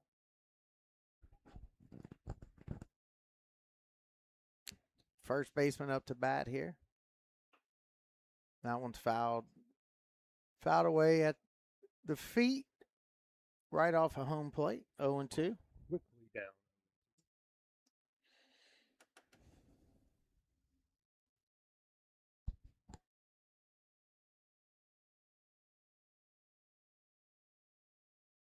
Swing and a Oh. miss. For Carson Chapman, goes down swinging. Yeah, pretty efficient right there. Three pitches.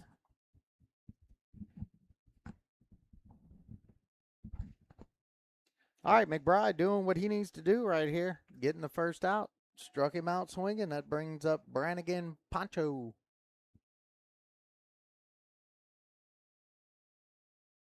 That one bounces in. Probably about 5 foot short of the plate there. Hard to get a chase on that one. You're playing cricket.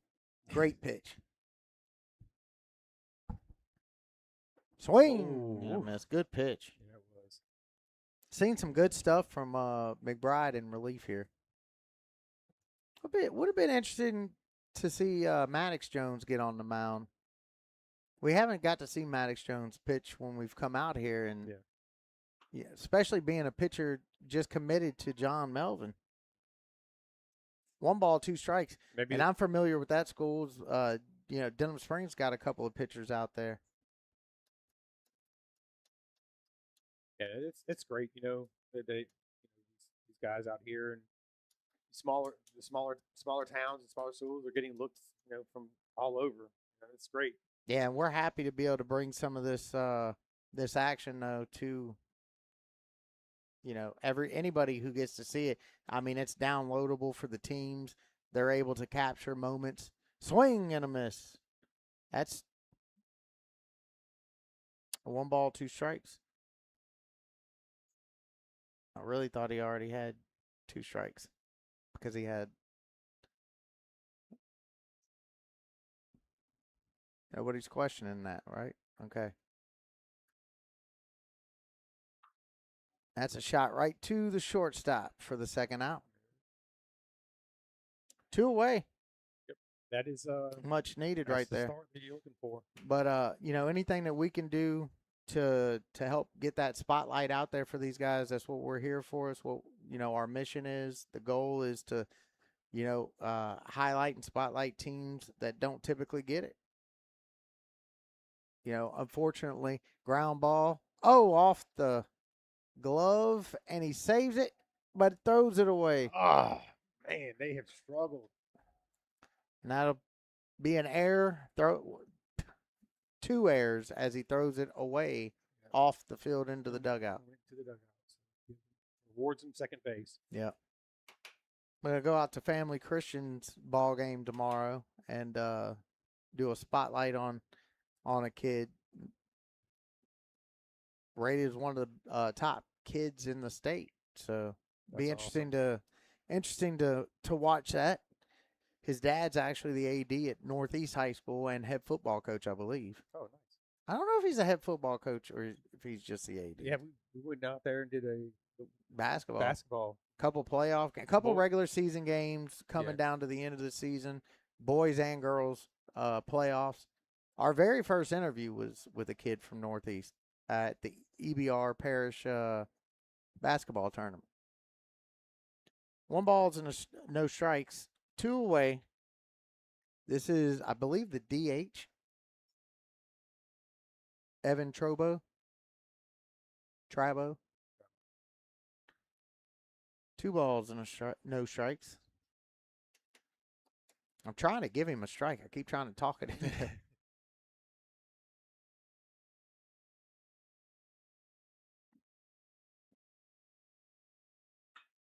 There's a fly ball to center field. Is he going to be able to get there? He Oh, does, yeah. and that'll That end the boy. inning. That young man's got some wheels. So the defense gets it done, and we're going to head to the bottom of the 5th. We've seen him make plenty of those kind of plays, though. Yep. 5-3, heading to the bottom of the 5th inning. We'll be right back.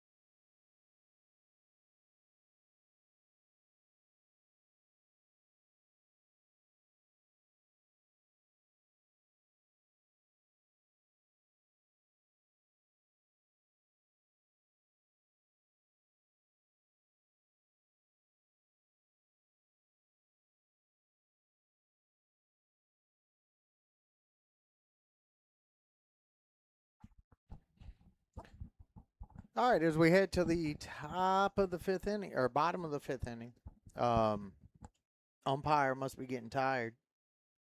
He's trying to speed them up. He's warm. Let's go.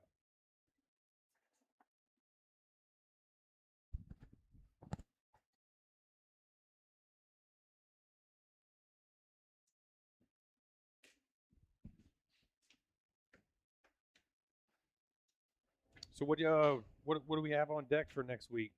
Nothing. Nothing? Actually, no. Monday night is Parkview Baptist. They got a big game Monday night. So we're going to go out and broadcast there Monday night. Thursday night, we will have our regular show episode.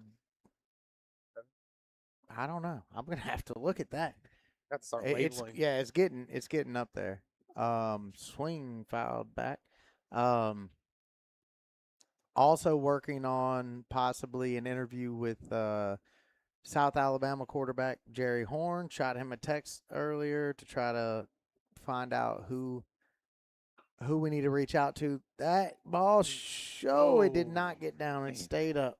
I thought that wind would have pushed it down. Yep. Try to get an interview set up with him. 225 Denham Springs alum, playing at the next level. Always a great opportunity to spotlight and highlight those kids. The Goldman twins will be joining us on the show live from Hooters in Denham Springs next Thursday night.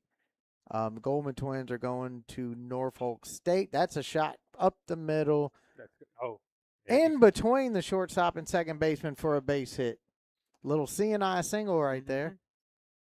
So the Goldman twins are going to come and talk about, their high school journey, their faith, being twins, playing together, that connection, and now going to the next level, play for Coach Michael Vick at Norfolk State. So that'll be exciting. It'll be our first show at Hooters in Denham Springs. So I'm sure that they'll have some happy hour specials, something going on. Once we get all the details. So if you're in or around Denham Springs, come out next Thursday night, 6:00. We'll be live right there in the dining room. So I say nothing. I say nothing, and there's all kind of stuff. Hold on, wait. I forgot to check my calendar. Maybe I was thinking about the next week. Not next week, but the next week. Sounded kind of busy to me. Yeah, there's actually a lot, and then gonna slide out of town for a day for regular work. Yeah. So I I don't know why I said nothing. Swing. And a Maybe miss. you were hoping there was No, no. no. I asked for it. I asked for the Okay. punishment. I know at church every Sunday, I run into Ray, and he's like, "Man, what you got going?" I'm like, "Oh boy." He goes, "You asked for it. I see you asked for it." I was like, "I know. If I ain't got nothing on the schedule, I create a post. Yeah. Be like, who wants coverage? Who wants coverage?" Right. And then sometimes I did a who wants coverage today. 2 locations. Problem is I don't have a second to broadcast, so I'm unable to go out and broadcast. Ball got Runner passed. advances on the pass ball to second base. 3 balls and 2 strikes. Full count here to Mason McBride. Okay. Runner in scoring position, RBI opportunity here, so chance to scratch one of those runs back across. But yeah, man, we were just in Houston for a week. I went straight to the ballpark last night. He worked the walk. He got the walk. I don't know Hunter- how that wasn't a strike based yeah. on. Hunter's getting a little frustrated. He just knows that he thinks he's painting the corner, but it's the ump's not giving it to him. Here comes Maddox Jones. Runners on first and second, 1 away. That first at bat, he had a single. Second at bat, he drew a walk, but then he ended up getting out at third on that wild pitch throw to the catcher and error and all that good stuff.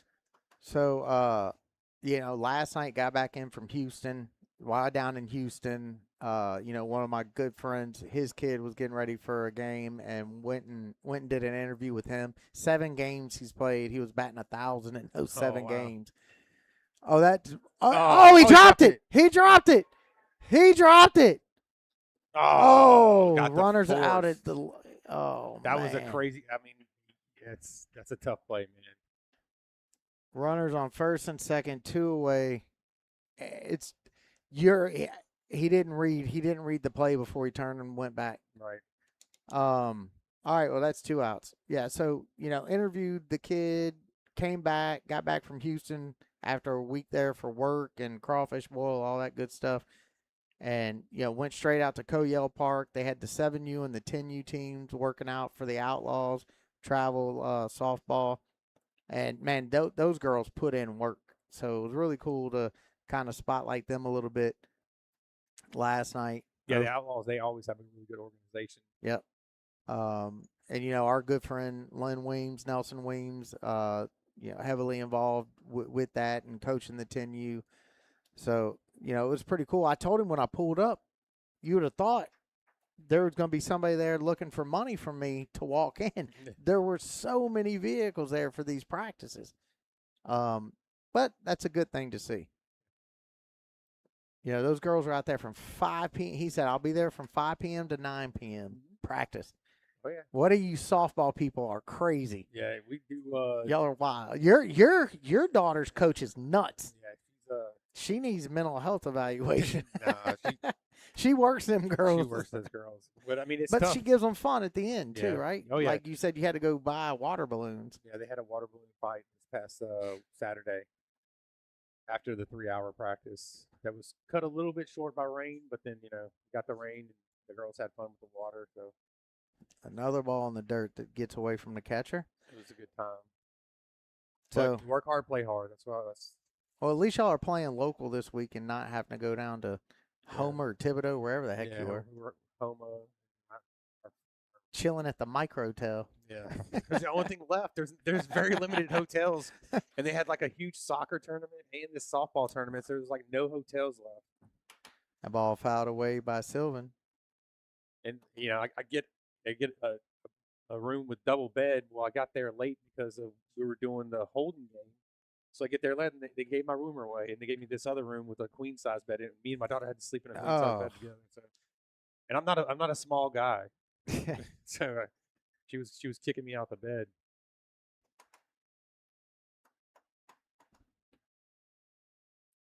Watches it. He's that was a breaking pitch. It started inside, and he kind of stuck the arm out like, oh, that's going to be a ball, and it broke in across the plate. Yep.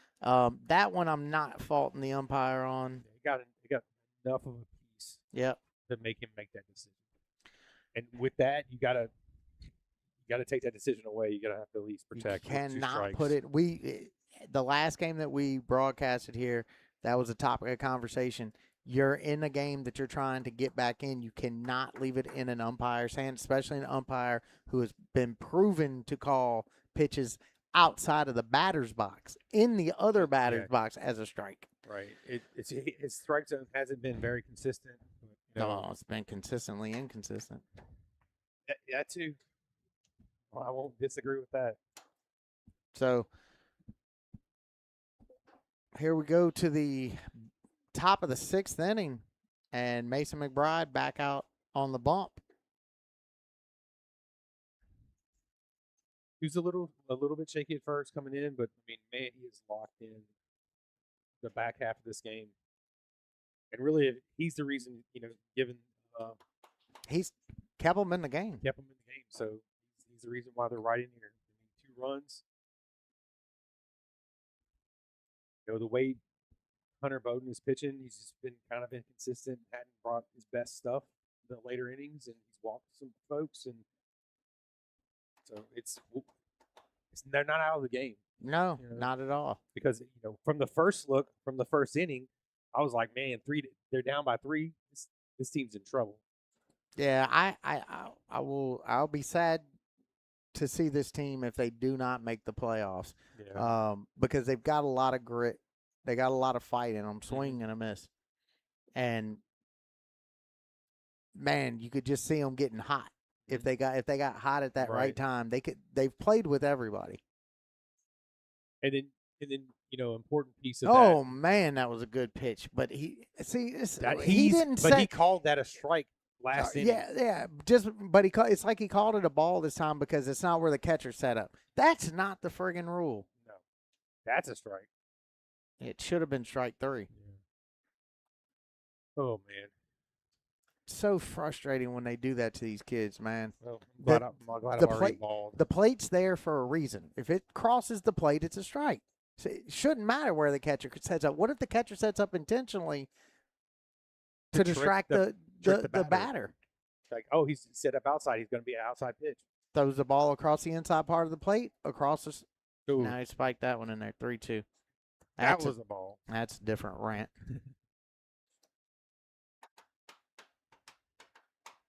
Dudes like C.B. Buckner should be 8 overturned calls. Angel Cabrera?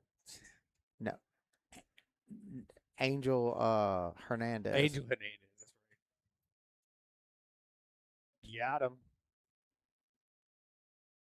Struck him out with a little backwards K there. Backdoor breaking pitch. Mm-hmm. Froze him.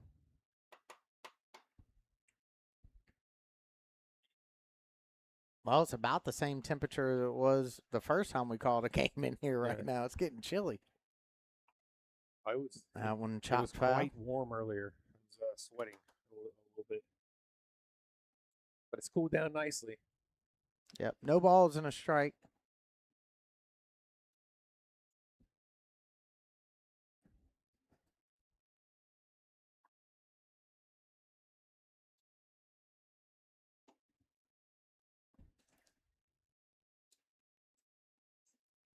McBride now in his 4th inning in relief.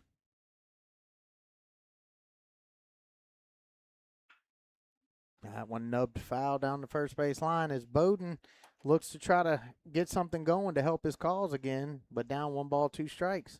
I mean, he had a double and a single his first 2 at bats, and he hadn't really done much since then.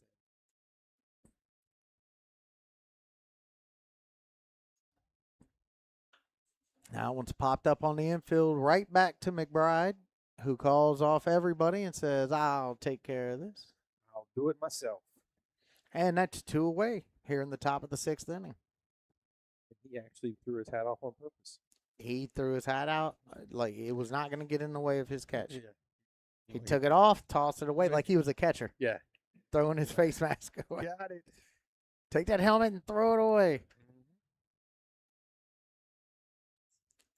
Was that Major Payne up to bat? Yep, Johnny. No, is this Fontenot? Fontenot and then Payne. Well, no, they must have subbed. No, Oh, this is I'm sorry. I'm James sorry. Fontenot. James Fontenot. My Yep. apologies.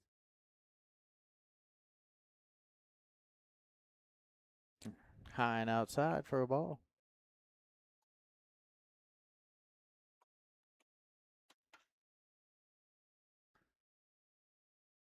Oh man, this James Fontenot gets his pants dirty. Being top of the lineup like that, you think you'd have a little more dirt on his pants. Yeah. Too white. So I got a notification a little while ago that Rory has taken a historical 6-stroke lead going in to day 3 of the Masters. Rory Nice trying to pitch. win back-to-back green jackets. Usually when that happens, though, moving day, people put some pressure on you, and you find some water, you find trouble. There's a walk.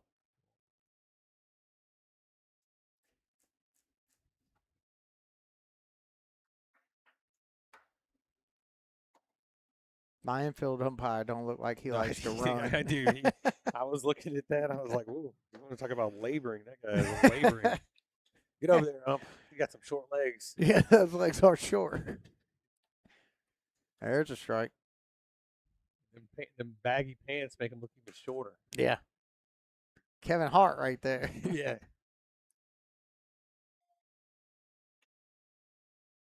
No balls in a strike to Payne. It's, Kevin Hart, The Diaries of an Umpire.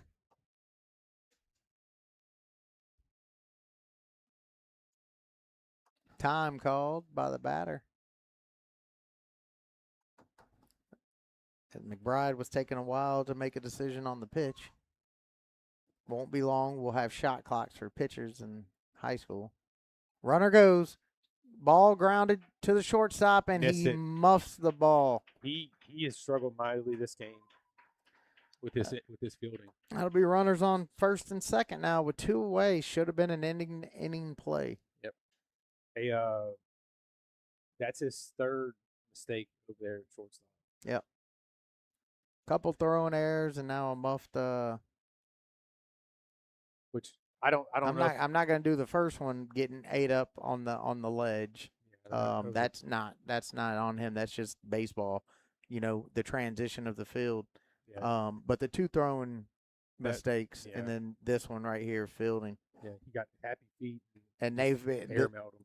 you know, that's two out errors that gives a lot of life, and it's a big batter coming up right here.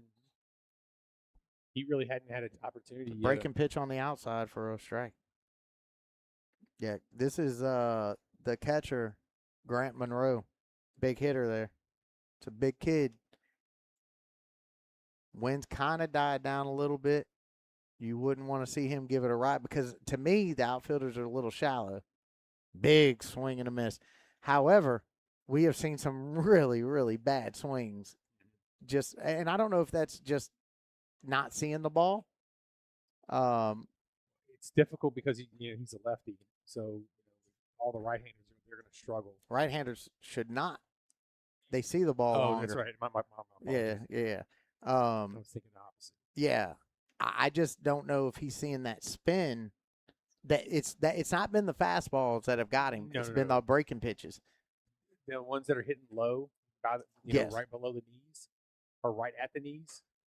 Grounded to third. That's a force. There you go. That'll All end right, the inning. get it out there. Oh, boy. Oh, they got scared. Got a little bit of a scare right there, but they managed to get out the inning with no runs. Yeah, going to the bottom of the 6th. It's still 5-3 Port Island. Be right back.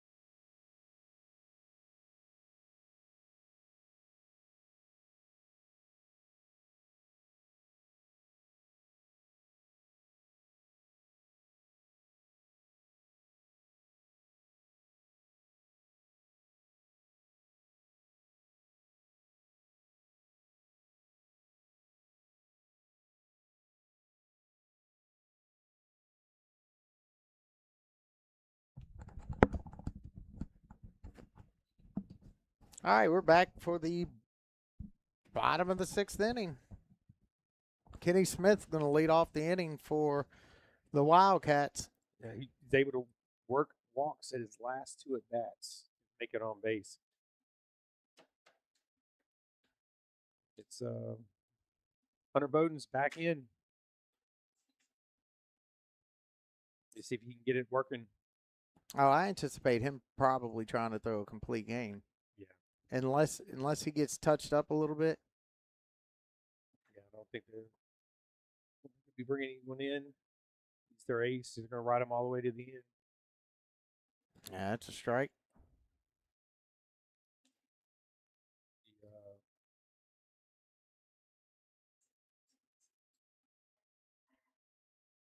That's a strike. Ooh. He's working quick now, too. Yeah. 6 outs left to do something here. Oh man! 3 pitches that and is never took not the way you want to start. Never took the bat off his shoulder. Mm-mm-mm. I mean, he just pounded the zone right there, too. Yeah, it was. He should have at least swung to. Look at Port Allen with the technology. I just now realized that you got an earpiece in there. Maybe that's what the coach was operating from his phone. Maybe Was so. Yeah. the pitchers calling the pitches. Stepped out instead of stepping towards the pitcher. He stepped out when he swung and pulled the bat away. That's why he missed that pitch. There it is. Gonna get down. Nope. He got it. Left fielder gets over to make the play. Quick 2 away. He has worked with quite the tempo right here. 5 pitches. Bowden has come in this inning and just said, no, I'm going to pound the zone. I'm going to work through this quickly so I can get a complete game. Back to the top of the order. Hadn't seen a whole lot from Connor before.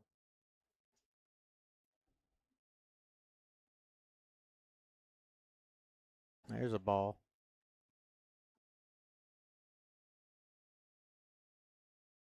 I mean, that's exactly what we saw from Hunter Bowden from the first inning. There's a strike. Yeah, I mean, it's as soon as the batter turns, lifts the bat up, he's rolling. Yeah, here it is. Delivered.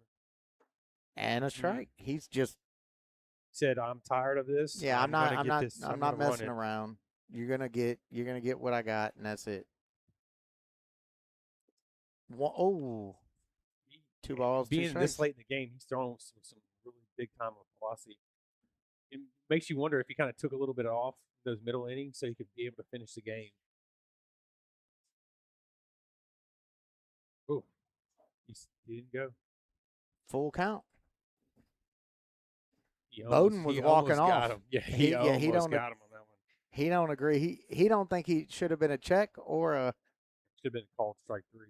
And now he got it. He went back to changed his eye level, brought it back up top, struck him out. Man, that 1, 2, 3 inning. That's fast, almost identical to the first inning that he pitched. Back to the. We're heading to the top of the 7th, final inning. McBride back on the mound for the Wildcats. He's going to need to hold them here, and then 3 outs to work with. The way Bowden's pitching, man, he's getting stronger as the game goes. Yeah. Be right back.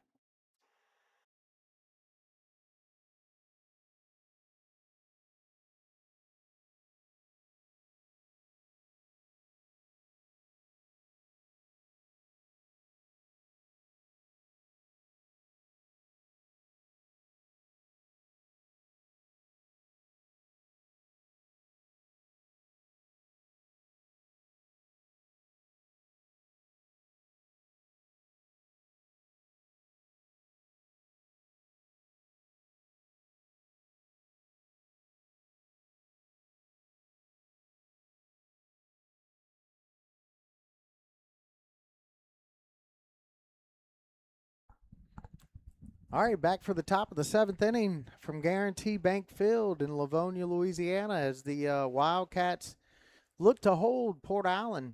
Port Allen with a 5-3 lead going into the final inning here. It's clinging to their playoff hopes is Livonia right now. And the opposite can be said for Port Allen. They are looking to better their situation. This is the final night of the regular season for the Port Allen Pelicans. I mean, what better way to finish off your season with a big win, on the road, going into the playoffs? I mean, that's the way you want to do it. And I mean, they've shown it. And Hunter Bowden struggled in those middle innings, but that first inning, and now like he's trying to book in this game with a solid performance right off the bat. Struggled a little bit through the middle innings, and then he's gonna like that last inning was. I mean, that's what you want from your ace. Step up in the big game. There's a strike. And then for Livonia, Mason, Mason's come in here and done a great job righting the ship, holding them. There's a fly. Oh, he misplayed that again. Second misplay. That's all the way to the fence. The big man's got some wheels. Second. And he must be smelling the fajitas too. I think last time we were here, they fed the other team as well. No. Yeah, of course. Yeah. They took care of all the other boys. Our guy was moving. Imagine catching that. Him pulling from the offensive line, coming around and just laying out DB. Yeah. That's going to bring up number 16, Brannigan Poncho, we think.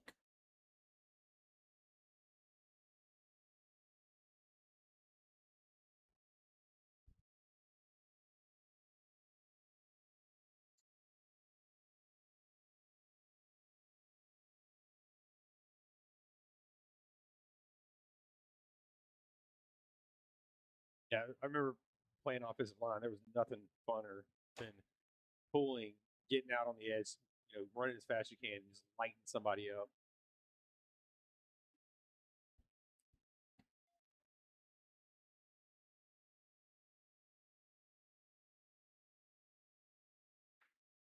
There's a ball. It's 3 balls, no strikes.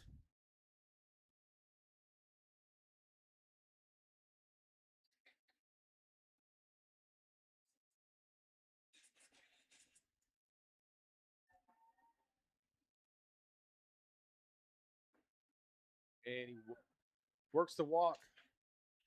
So runners on first and second. Nobody out. Here in the top of the 7th. It's going to bring up Billy Gatlin.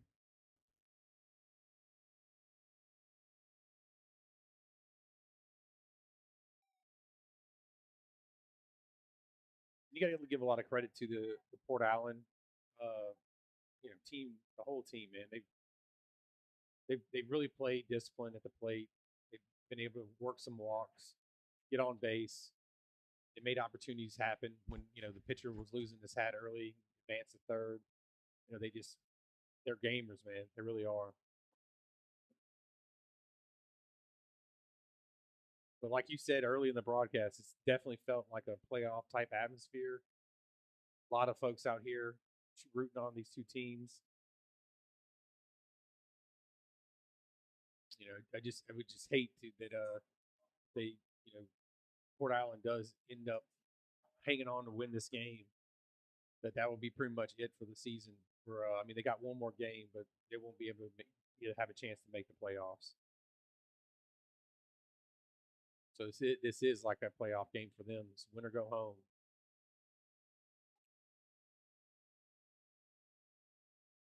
Wow, that was a suicide lead for the big man on second. And Suicide. There was no offering by the shortstop to come pick him off. Now he's creeping over. Big man's not taking as big of a lead. He needs that kind of lead to get over there and get third. I ain't gonna lie, I'd do the same thing, guy.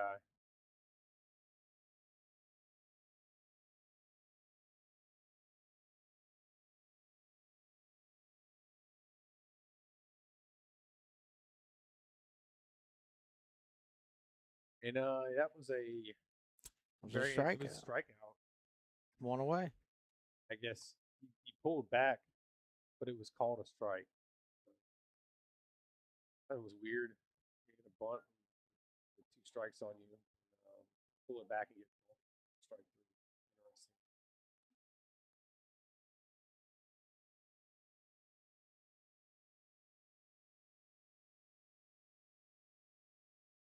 Again, anybody watching that's from Denham Springs, next Thursday night, we will be live at Hooters in Denham Springs, 6 p.m. Opening up the show with an interview with the Goldman twins, Deshaun and Dejan, dual athletes, football, quarterback, wide receiver combo, have set every record for quarterback touchdown passes and receiving touchdown passes. And these guys are heading to play at the next level. Just had a Final Four run in basketball.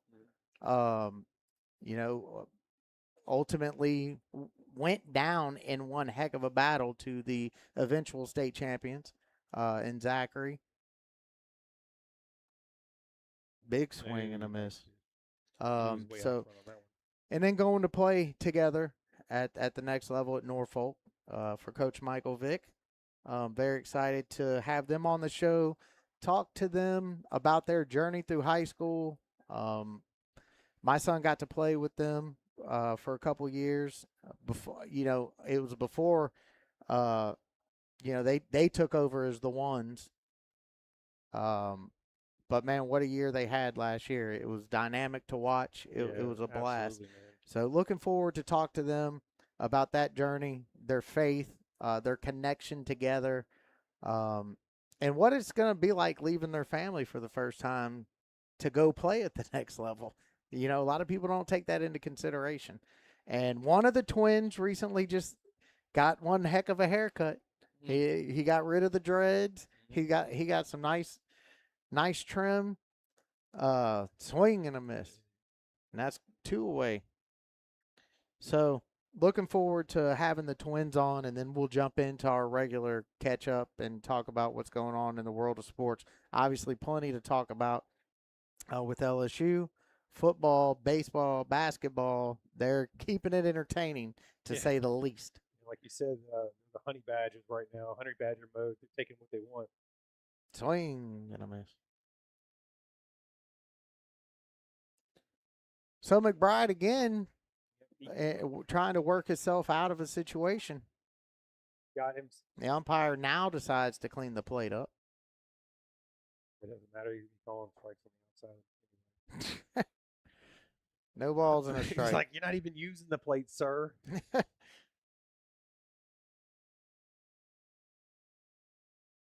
Reminds me of the first year of coach's pitch, and they have to expand the strike zone because everyone. Okay, he's safe. Safe. Everybody's safe. Oh boy. That was not the best decision. Everybody's safe. Bases loaded, and that will bring up Bowden again with an opportunity to do damage. Yeah, this is an opportunity to really put some damage for him to give himself his own run support.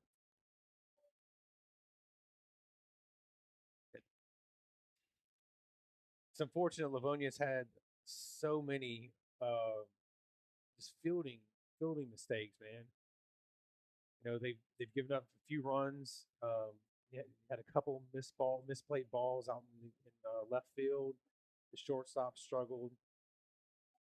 Just you feel for them, because they're fighting. They're trying to stay in this game, but these mistakes are mounting, and you can't rely on your pitcher that he's going to get you out of every jam. You're putting too much stress on him. 3-2 Ole Miss in the bottom of the third over LSU. 0-0 at Bluebell Park with Texas and Texas A&M. Couple big-time matchups in the SEC going down tonight. Well, this whole weekend, really. Yeah, we're in the thick of the SEC.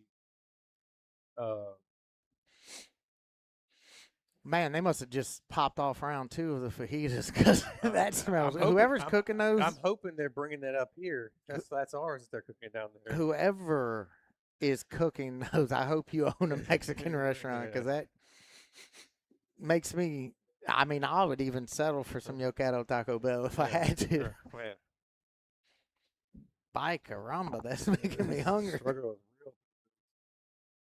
Gonna have to take a few minutes to go downstairs before we pack up. So thank you to Livonia High School for twofold for having Sports Talk 225 out for basketball. We covered some men's and ladies basketball for you guys earlier this year, and then that's where I met Josh, Coach McCray. And we set up baseball. Thank you guys for having us out to broadcast your games this year and being able to spotlight your team. Truly a blessing to meet and work with you guys this year. And if something works out and there is some playoffs, we'll come back out and broadcast your playoff games. Maybe we'll go on the road with you. Yeah. I get a wild hair to go on a road trip from time to time. It's been a while.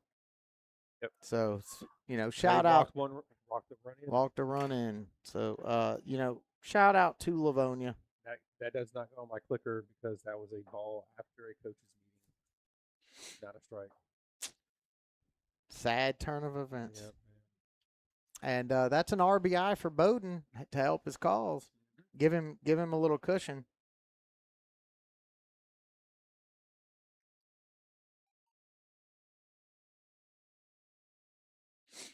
Well, it's about time that our colleague doesn't show up for a broadcast and actually sends me a video that I'm excited to collab with. Has two hockey players are beating the living crap out of each other Nice. at the Zydeco game in what I hope to either be tonight or tomorrow night, their last game in Baton Rouge. That way I can win that prediction.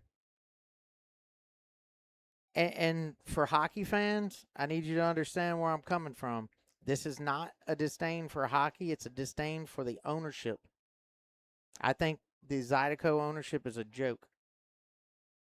And I think if Baton Rouge is going to have hockey, they deserve better. Well, tell them how you really feel. I mean, shot to third base, and it gets the force out at third to end the inning. So we will go to the bottom of the seventh, and it is back to a 3-run lead for Port Allen.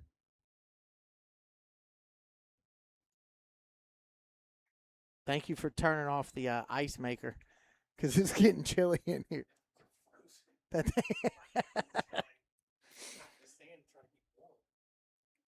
yeah. So I mean, you have to understand. You get all these people excited for a product because they missed once what was there. Mm-hmm. And then you give them a product and you give them the worst version of a product.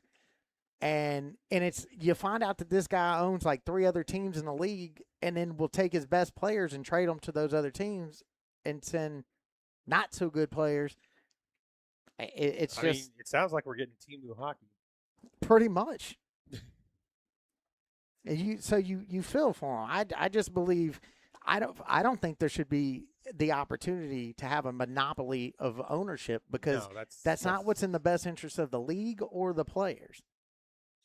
No, there should be a governing body that can decide against that. Well, I think it's exciting that the Houston Comets are coming back to Houston, so good for them. That's an owner who says there's more than one way to skin a cat. You're not going to give me a franchise? I'm going to go and buy one and then relocate them back to Houston. I mean, you got enough money, you can do what you want. And Tillman Fertitta's got enough money. That guy is, he wants for nothing. No, he wants for us to all go eat Landry's family of restaurants and gamble at the Golden Nugget. Yep. Right? Golden Nugget? Yeah. Yeah, the Golden Nugget.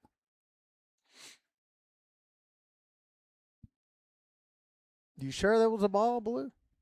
That was a strike earlier. You ended an inning on a call like that. Or ended a rally. Yep. So Bowden's pitching with great tempo again. He's ready to. He's smelling the fajita, so he's ready to get over there and get something to eat. Swing and a miss. Hey, listen, I, these kids don't know how spoiled they are that their parents do Right. this. We were there's a drive to center. That's going to be a fly ball. Caught by the center fielder. Jumped off the bat, and that wind just kind of pushed it down. One away. Down to the final 2 outs. And that's going to bring up Hunter Jones. Hunter Jones really hadn't done a whole lot this evening. He's popped up a few times. And Hunter Jones was our first baseball player to be a Sports Talk 225 player of the game. Get a T-shirt. Did he get a T-shirt? He did get a T-shirt, and we took a picture of it. That's right. Okay. Yep. And it was him and the coach was up here. It's funny I can remember that, but I can't ever remember calling a Livonia baseball game. Oh man, such an idiot. Fouled off.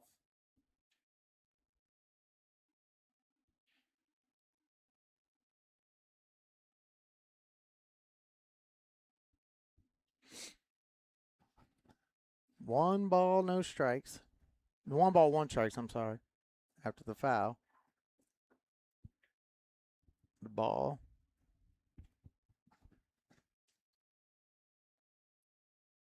All right, time called by Port Allen. Pitching change coming. Oh, he's not happy. He's not happy. He wanted to finish the game. He is not happy.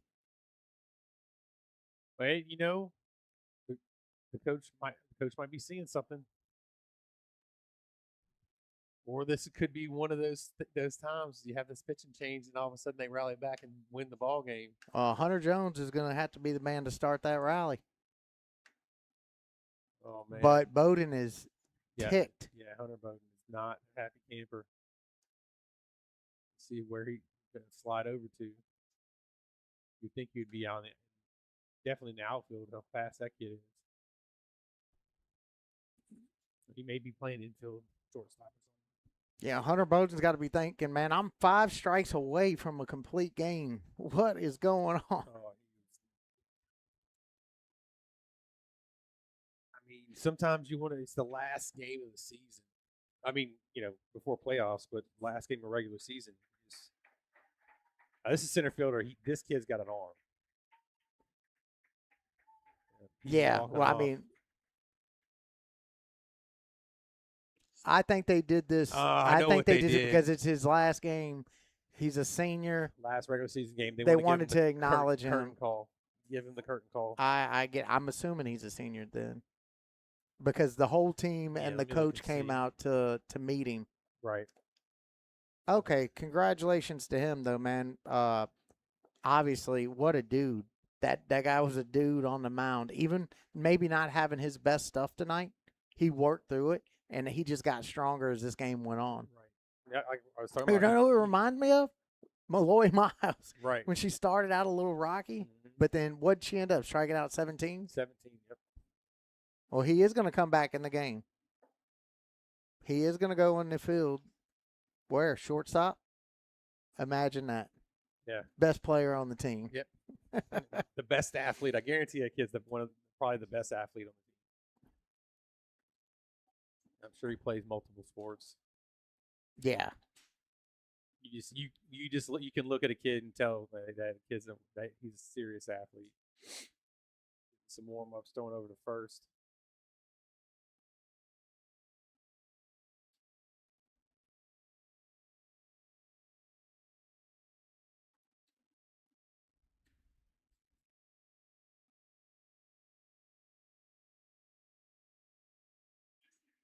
So let's see. This is the center fielder, which is Johnny Payne. I believe that's who's on the mound.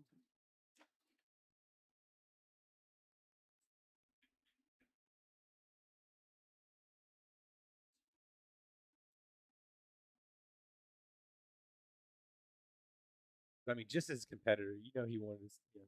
You saw in his face, he's like, "Come on, coach." 5 pitches away. Yeah, he Getting wanted outta that, here? man. Jeez, He's not happy. on. And like you love the competitive side. Oh, but yeah, you want your best player to do that. That's what you want from them. But coach may have seen something and he's like, look, let's reset, get our next guy in, and close this thing out. Go home. And There's the he walk. Walks them. This is what you What need. we say? We needed Hunter Jones to start that rally.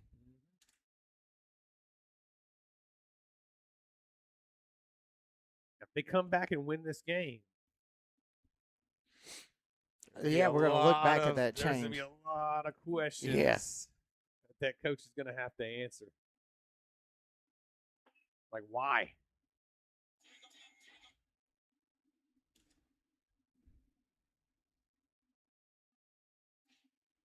Fouled that one off. Get that one into the little canal over there.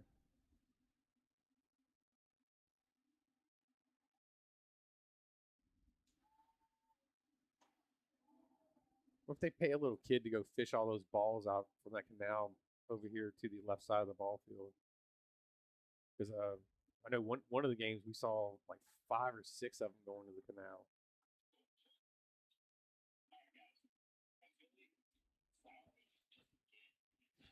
It's like those the golf courses where you have the kids fishing the golf balls out of the lake to go resell them. Yeah.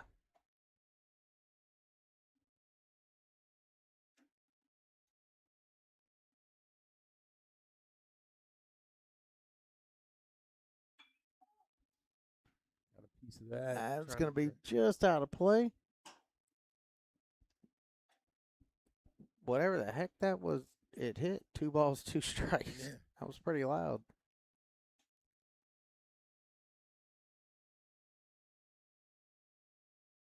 It looked like when we were coming in, the girls softball team was going to be playing. So we got a couple of the softball players over here watching the baseball team. Try to stay alive. There's a chopper. Third baseman comes up. Oh, he misses it. Moving to third. Runners on second and third. Can he get there? Got her. All right. That's what you want, man. Put pressure on. Only one away. Runners at first, second and third. Bowden's telling the second base, He's the like, third "I baseman, shouldn't have why taken did you him. not let Why me? am I out of this game? No, Why?" that's not what he's saying. He's saying, why did you cut me off for that ball? That's what he's saying. He's not happy with the third baseman. It was the third baseman's ball, but I think everything's going to tick Bowden off right now. I mean, I'd be very upset.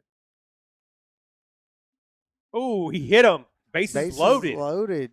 1 out. He smoked him in the thigh. Ew, that was some. Mason McBride had some expletives there. Yeah, He's not happy.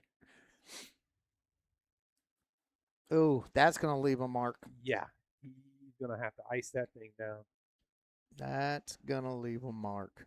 Because that was a fastball right to the thigh. And look who's up next.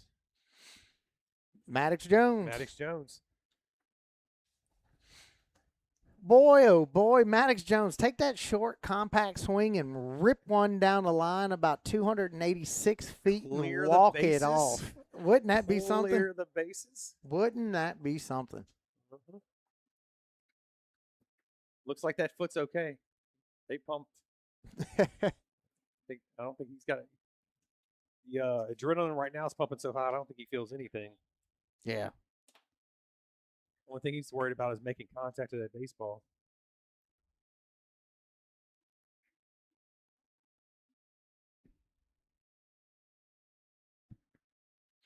All right, conversation going on. See Coach McCray talking to his batter. Another pitching change, or was it just a conference? No, it was just a conference. Just a Trying to settle the pitcher down here. Well, we expected a good one. Looks like we're getting a good one. Just talking to Maddox's dad earlier up here in the press box. He was, I'm sure he's down there biting his nails with his son at the plate, telling him, "Come on, man." Oh, he's already starting the at bat choked up. Yep, choked up. All right, He's trying to do some damage off the bat. Ball. This is not what this umpire wanted. You can tell he is ticked off. He's like, I'm hungry. Remember 3 innings ago when I called that pitch 5 feet off the plate? Oh, that gets away. Oh. Runner does not go. Oh, very, very. This. What do you do? Oh, man. You're kind of danged if you do, danged if you don't. That's right. But 1 run does not win the game. 1 out cripples you. Yes. All right, 2 balls, no strikes. Oh boy. All right, he's gone back to a normal position on the bat. 3-0. Oh, he is just he's lost control. Well, he never had control. He's feeling the pressure. He never had the control. pressure is thick. Yeah. You could cut the tension with a knife. Oh yeah, this guy They went from celebrating. Your starting pitcher was willing and dealing. There's a fastball right down the pipe. 3-1.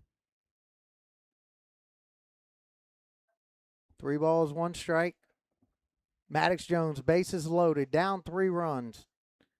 Ball 4. Oh, That's an Oh, RBI man. walk, and the bases remain loaded 6-4. Boy, oh boy. Who we got coming up? Sylvan? You're not putting your guy back in. Coming up is the center fielder, Chase Sylvan. Then Kenny Smith. Oh, boy, oh, boy. And I just thought I had to go to the restroom earlier. Oh. That bladder's working overtime. Well, we're getting what we hoped for. Yeah, I mean We got a ball game. but this is what Livonia's done. We've seen how this team is they never quit. They fight, and that's just that just shows the coach, like what the coach brings, and he wants this playoff opportunity to get the kids to go and travel and play their first playoff game, so that they know what it looks like, and so he can keep building. That's kind of what we were talking with him earlier before the game started. Well, pitch and change for the Pelicans, and that's going to put. I think it's Poncho, number 16. I can't tell. It looks like it's 15 or 16. I think it's 16. That's Poncho. Or is it Chapman? Which one's walking back the other way? That looks like 16 there. This looks like Carson Chapman. It's hard to Poncho, tell because looks like Poncho's at first. Yeah, they set a similar build. They both have like 15 and 16. So. Well, one of them is pitching and one of them's playing first base. Yeah. I don't know. Are they going to allow the sleeve? I don't. That's surprising. I'm surprised they're going to allow that. I didn't think it was. Maybe it's because it's black, but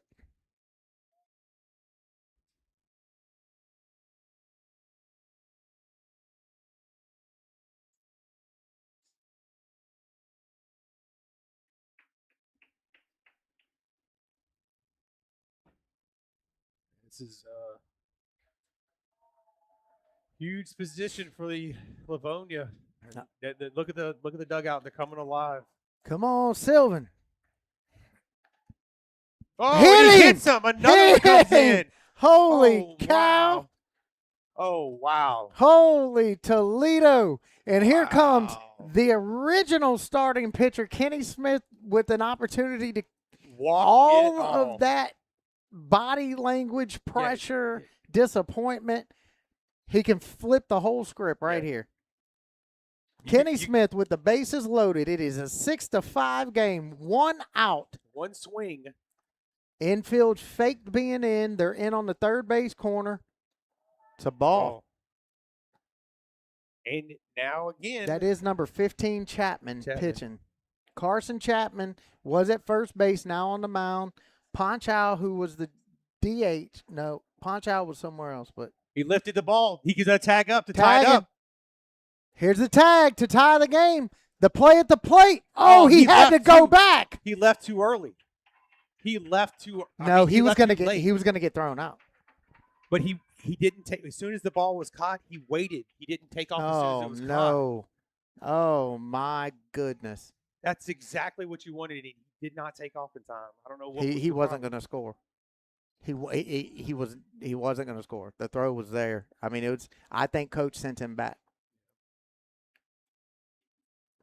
It may have been a bluff the whole way. Maybe it wasn't deep enough. They've got some arms in that outfield. They do. They absolutely do. Oh boy, that just momentum killer, swing and a miss. Don't get mad. Come on.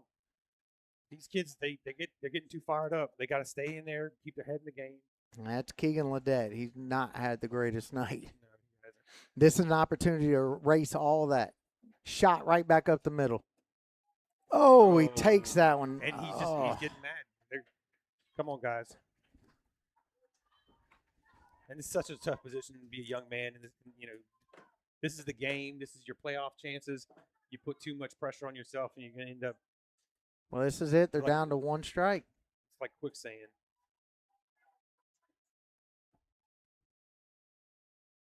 Oh gosh, they had the runner. Yeah, they could have got him.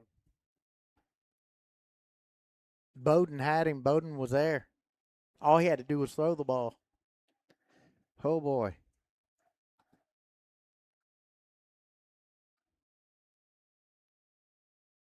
No balls, 2 strikes. 2 away. Will it drop? Will it drop? Nope, No. they got it. Wow. got it. Well, what a game, folks. What a game. Livonia Fought loses. all the way to the end. Livonia loses in a heartbreaker. 6-5. Well, again, thank you to Livonia. Thank you to the Wildcat faithful. We hate to see that in a heartbreaker. Monday night, they will be home for their final game of the regular season. Looking for some help to get into the playoffs. And if they are, we'd love to be out here and call the game for them. So for Stu Puffer, Clayton Wolf, we're going to sign out here from Guaranty Field and Guaranty Bank Field in Livonia. Thanks for watching the game with us. Thank you, everybody.